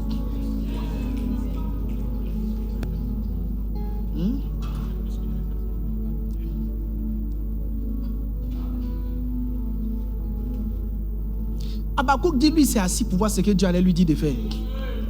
Ça dit, il y a des guetteurs même d'instruction. Des gens qui sont là pour dire, Seigneur, donne-moi une nouvelle chose à faire. Il dit, moi, Habakkuk, lui s'assoit pour voir qu'est-ce que l'Éternel va dire, qu'est-ce que l'Éternel va raconter. Lui, il s'assoit comme ça pour voir qu'est-ce que l'Éternel va raconter. Il y a des gens qui se réveillent la nuit, le matin, rien. Ça dit, eux, ils se baladent. Parce que Habakkuk savait que les choses du royaume fonctionnent avec des instructions. Dans le monde des hommes, le temps, c'est la montre. Dans le règne de l'esprit, le temps, c'est ce qu'on t'a dit de faire.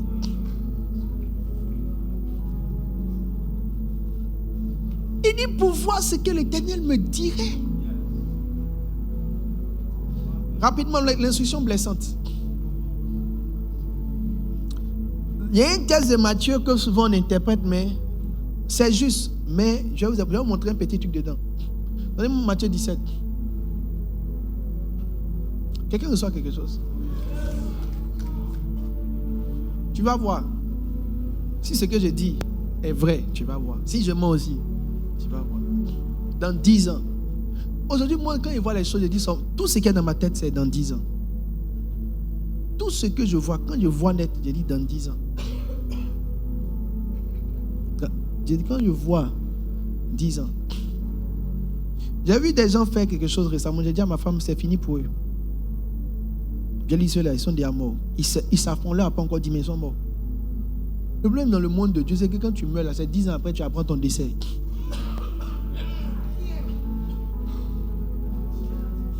Mais l'esprit a quitté Saül. C'est longtemps après qu'il est mort.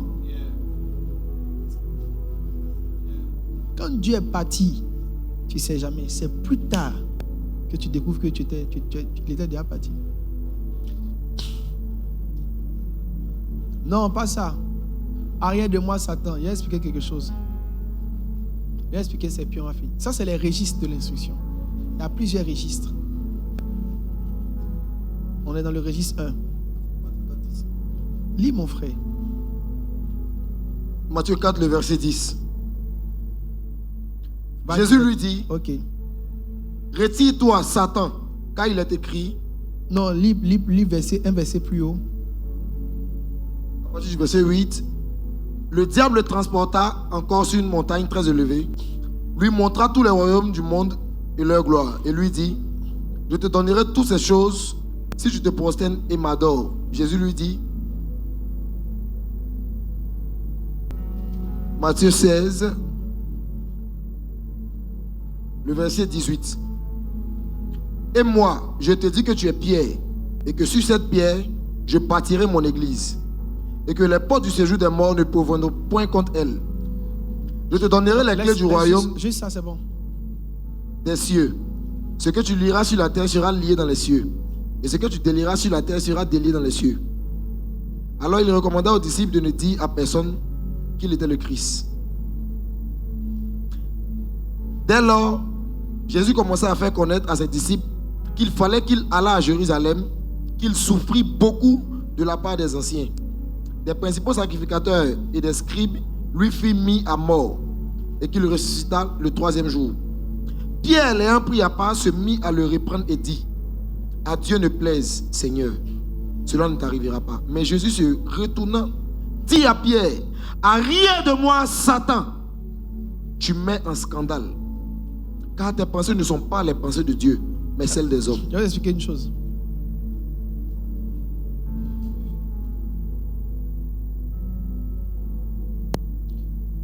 Avant de vous expliquer, je vais vous dire une parole.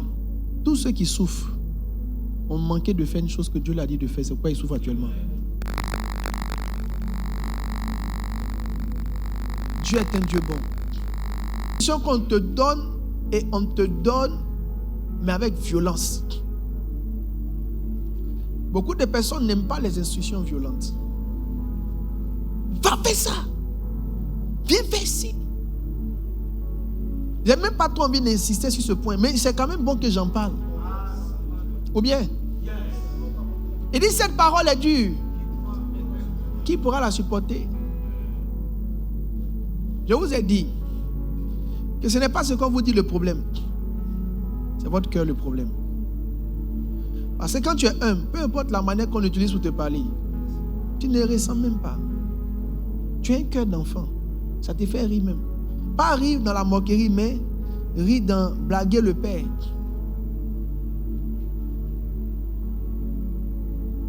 Un bon enfant devrait prier et dire, crie sur moi un peu. Jésus a crié sur Pierre, arrière de moi Satan.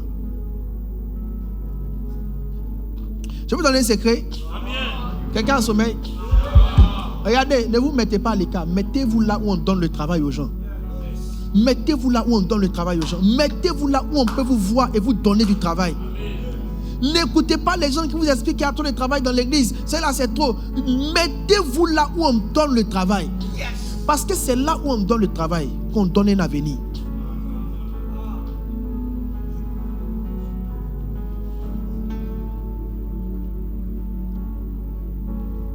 Je peux continuer? Je vais vous dire une chose très importante.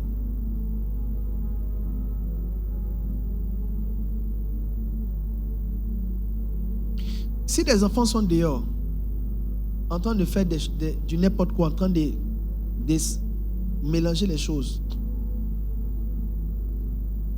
et qu'un papa des enfants sort, celui qui va chicoter en premier, c'est son enfant.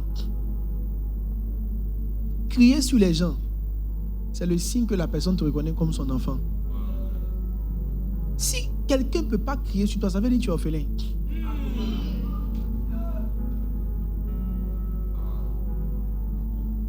L'un des signes forts de la filiation, c'est quelqu'un qui peut crier sur toi. Maintenant, crier sur les gens là, c'est toi qui donnes le pouvoir à quelqu'un de crier sur toi. C'est toi qui présente un type de cœur, le cœur d'une personne sur qui on peut crier. Tu devrais me supplier et me dire, crie sur moi.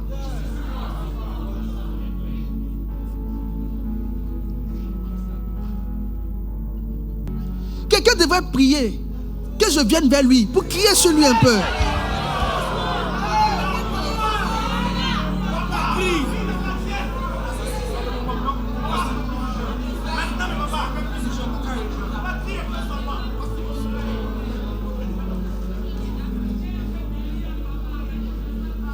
C'est une si grande bénédiction.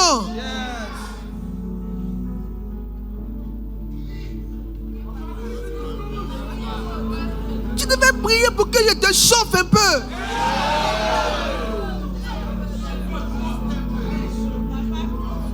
Maman, il ne peut pas crier sur toi. Toi seulement, il ne peut pas crier sur toi. Pardon. Il ne faut pas faire y avoir problème au ciel. Toi, tu as 72 ans. Moi, il crier sur toi comment? Mais je peux quand même... Non, pas la chauffer. Je peux lui expliquer les choses. Avec douceur. Moi-même, j'ai prié Dieu pour vivre au moins jusqu'à 60 ans. Elle a 72 ans. C'est au fond on doit faire. Mais après ça, tout le reste, ça.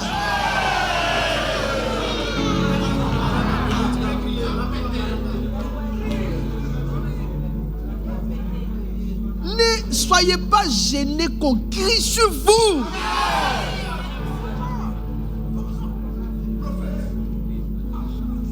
Ça contribue à votre éducation, à vous construire, à vous bâtir. Ne venez pas dans l'église avec votre titre, votre âge. Ne soyez pas des gens méchants de cœur. Soyez dociles. Soyez dociles. Et si tu es docile, on te donnera les meilleurs produits du pays. Soyez docile. Des gens qui se frustrent vite. Des gens qui se frustrent tellement. La vitesse avec laquelle tu te frustres là, c'est l'orgueil.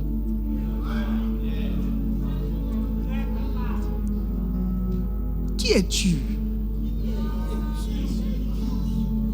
On doit pouvoir au moins te parler un peu. Après, tu as dit non, Père, ouvre telle porte. Mais les portes là, on les ouvre par rapport à l'humilité qui est en toi. Jésus a dit à Pierre, arrière! Maintenant, regarde.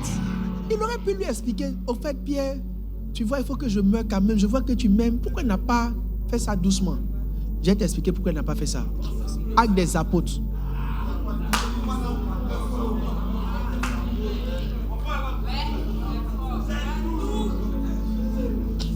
Actes des apôtres. Dans Actes des apôtres, Pierre va prendre du bois. Trouvez-moi le texte. Et Paul, et il va mettre le bois sur le feu. Quelque chose va se passer. Donnez-moi le texte. Ma fille qui est derrière, sois spirituelle. Il aurait pu dire, mais Pierre, oh, tu veux pas que je meure? Oh Pierre, je sens que tu m'aimes vraiment. Je vais t'aider, Pierre. Je vais juste t'expliquer que je vais mourir, mais il faut comprendre. Pourquoi Jésus n'a pas parlé doucement à Pierre? Voici le verset qui explique. Il dit, Paul ayant ramassé un tas de broussailles, l'ayant mis au feu, une vipère sortit par l'effet de la chaleur. La chaleur fait sortir les serpents. La raison pour laquelle on crie là, on veut voir s'il n'y a pas un serpent qui est caché dans ton cœur.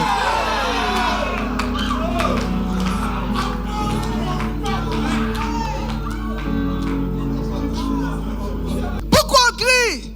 C'est pour voir s'il n'y a pas un serpent dans ton cœur. Quand il a pris la broussaille, c'était bien. Il a pensé qu'il pouvait préparer avec. Quand il a mis sur le feu, le serpent est sorti. Il dit sous l'effet de la chaleur. On peut te dire ça doucement. C'est pas mauvais. Mais pour voir s'il y a un serpent, on te choque. Quand les gens décident de la manière dont ils veulent qu'on leur parle, c'est qu'ils sont en train de garder un serpent dans leur cœur. Les serpents, les vipères ne supportent pas le feu, l'effet de la chaleur. Ils ne supportent pas.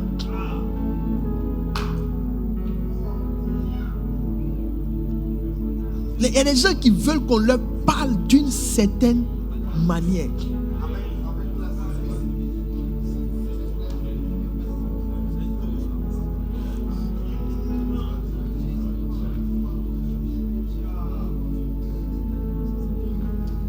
Il y a des livres ce soir.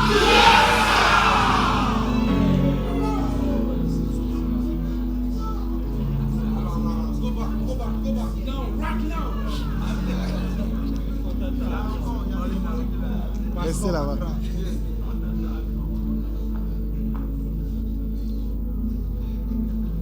J'ai besoin de crier sur toi. Ce que je vais te dire de façon blessante, je peux te le dire doucement. Mais mon but, ce n'est pas que tu comprennes ce que je dis. Mon but, c'est de voir s'il y a pas un serpent dans ton cœur. Je peux te dire ça doucement. Je peux expliquer à Pierre, non Pierre, je comprends, c'est pas que tu m'aimes, mais tu vois, c'est pas grave, il faut quand même que je meure. Non. Je peux dire, arrière Satan. Pierre peut m'étonner.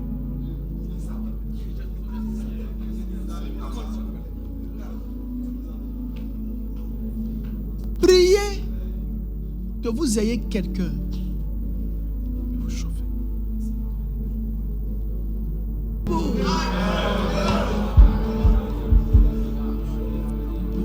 Ah, c'est toi, j'ai fini maintenant. Quelqu'un veut que je finisse maintenant, non?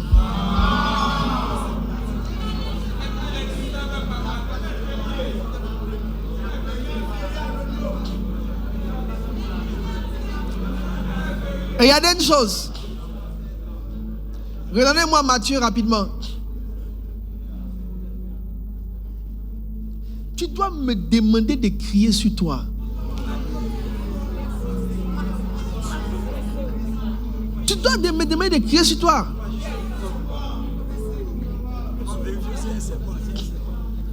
De vérifier si c'est un serpent. Tu sais, ça, quand on fait ça là, tu ne t'attends pas. Ça veut dire que... Pour l'instant, la parole t'a hypnotisé. Tu es dit après, il ne faut pas te presser. On va se croiser dans un carrefour. Écoutez, Jésus se retournant dit à Pierre, arrière de moi Satan, tu mets en scandale. Car tes pensées ne sont pas les pensées de Dieu, mais celles des hommes. Les pensées de scandale. Quelqu'un voit? Tout le monde voit bien? Les pensées de scandale. Il y a tant Fontinara me donne une note. Ça vient toujours, non? Quand ça va venir, vous commencez à parler. Ça vient, c'est en train de venir, ça vient. C'est la ligne. Après, on va faire un changement de vitesse. Alors, continuons, on va finir maintenant. Lisez bien. On lit 1, 2, 3.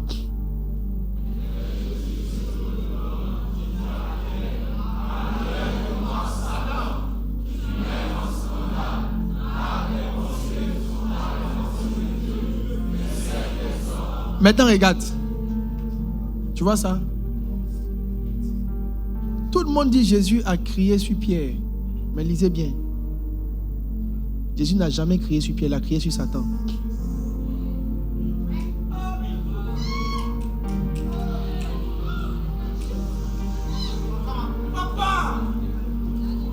Chut. Jésus n'a jamais crié sur Pierre, il a crié sur Satan. Il y a des gens qui ont des attitudes qui établissent dans l'église des systèmes démoniaques. Si tu les laisses faire, c'est qu'ils ont commencé à faire, va ouvrir une porte au diable.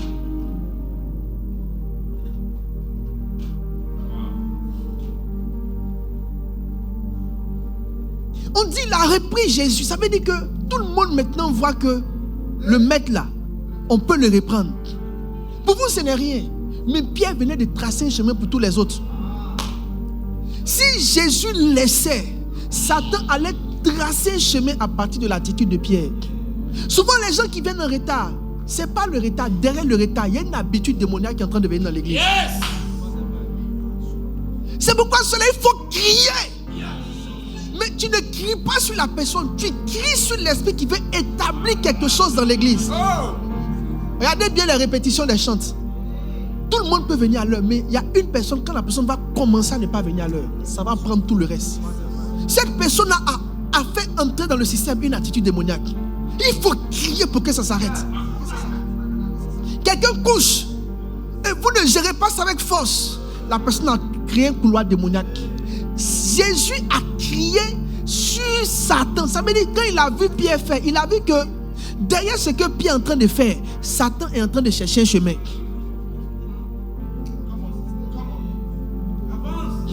Si vous ne criez pas, les gens vont prendre le dessus sur quelque chose. Il y a des choses pour lesquelles il faut crier. C'est pas un comportement humain. Il y a un démon qui est derrière cette manière de faire. Il y a un démon qui est derrière le retard. Il y a un démon qui est derrière une personne qui veut te tenir tête. Parce qu'elle est en train de donner un modèle que d'autres vont commencer à prendre.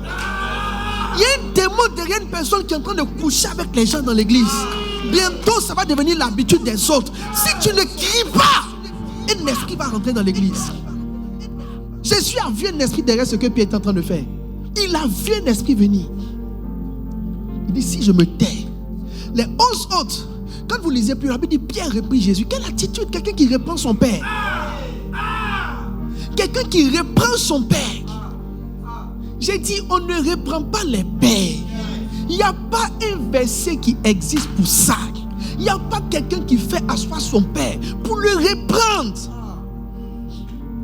La Bible dit, l'inférieur n'aura jamais raison du supérieur. Ça veut dire quand tu envoies ton père devant Dieu, Dieu dit tu as déjà tort. Pourquoi? Parce que c'est ton père. Donnez-moi le verset.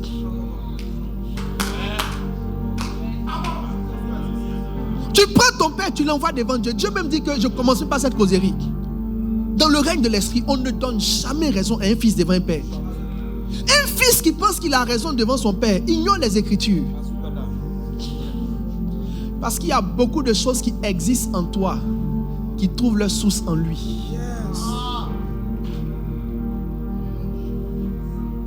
Tu ne sais pas de quoi tu parles.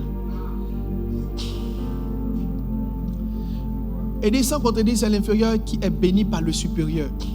Je pense, donnez-moi un autre test aussi. dans la Bible, un fils n'a raison. C'est vrai, mais jamais. Ça n'existe pas. Il y a des attitudes démoniaques. Si vous les laissez dans vos départements, vous allez perdre le département. Ça dit souvent, à un moment donné, il faut t'élever. Il faut crier sur quelqu'un.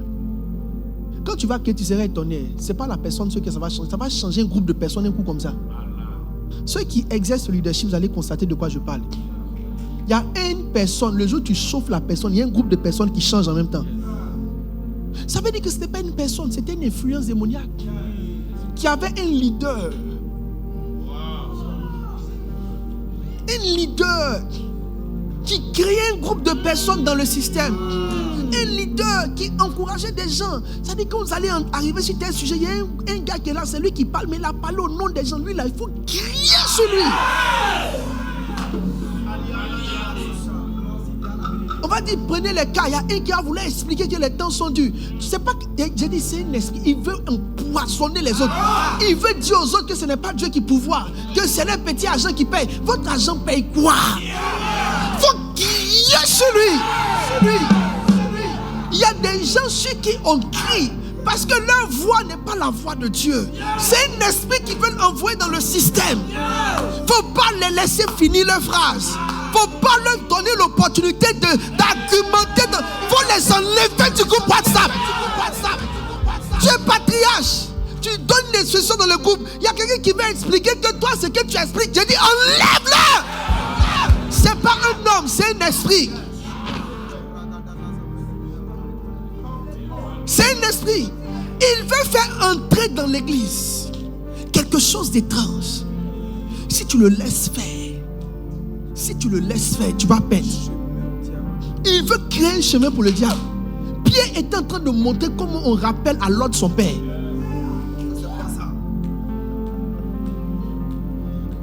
Toi, on t'a trouvé sur l'eau en train de pêcher poisson. Maintenant, moi, je t'explique les choses de l'esprit. Toi, tu veux m'expliquer encore les choses de l'esprit mieux que moi-même.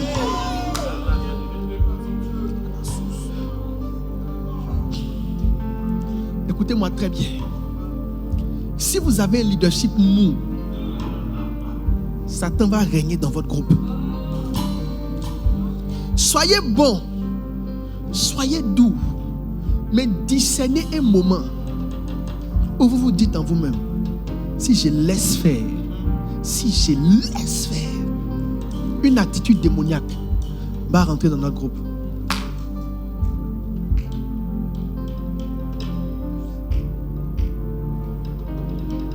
Beaucoup ont perdu leur propre autorité dans leur propre groupe à cause d'une personne qui s'est levée et qui a commencé à saper l'autorité.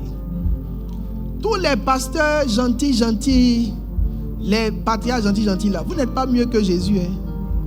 Il y a quelqu'un qui va se lever contre vous. Pas directement, mais il va vouloir contredire. La contradiction est démoniaque. Quand ça va arriver, sachez que Satan essaie de trouver un chemin au milieu de vous.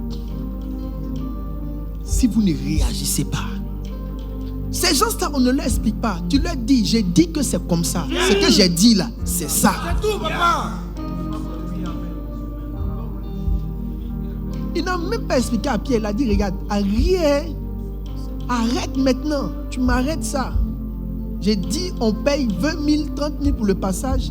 Je n'ai pas demandé ton avis. Il y a une vision qui est là. On veut aller vers ça.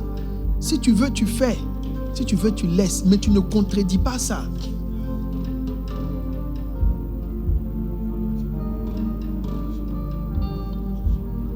Un leader mou va perdre son équipe.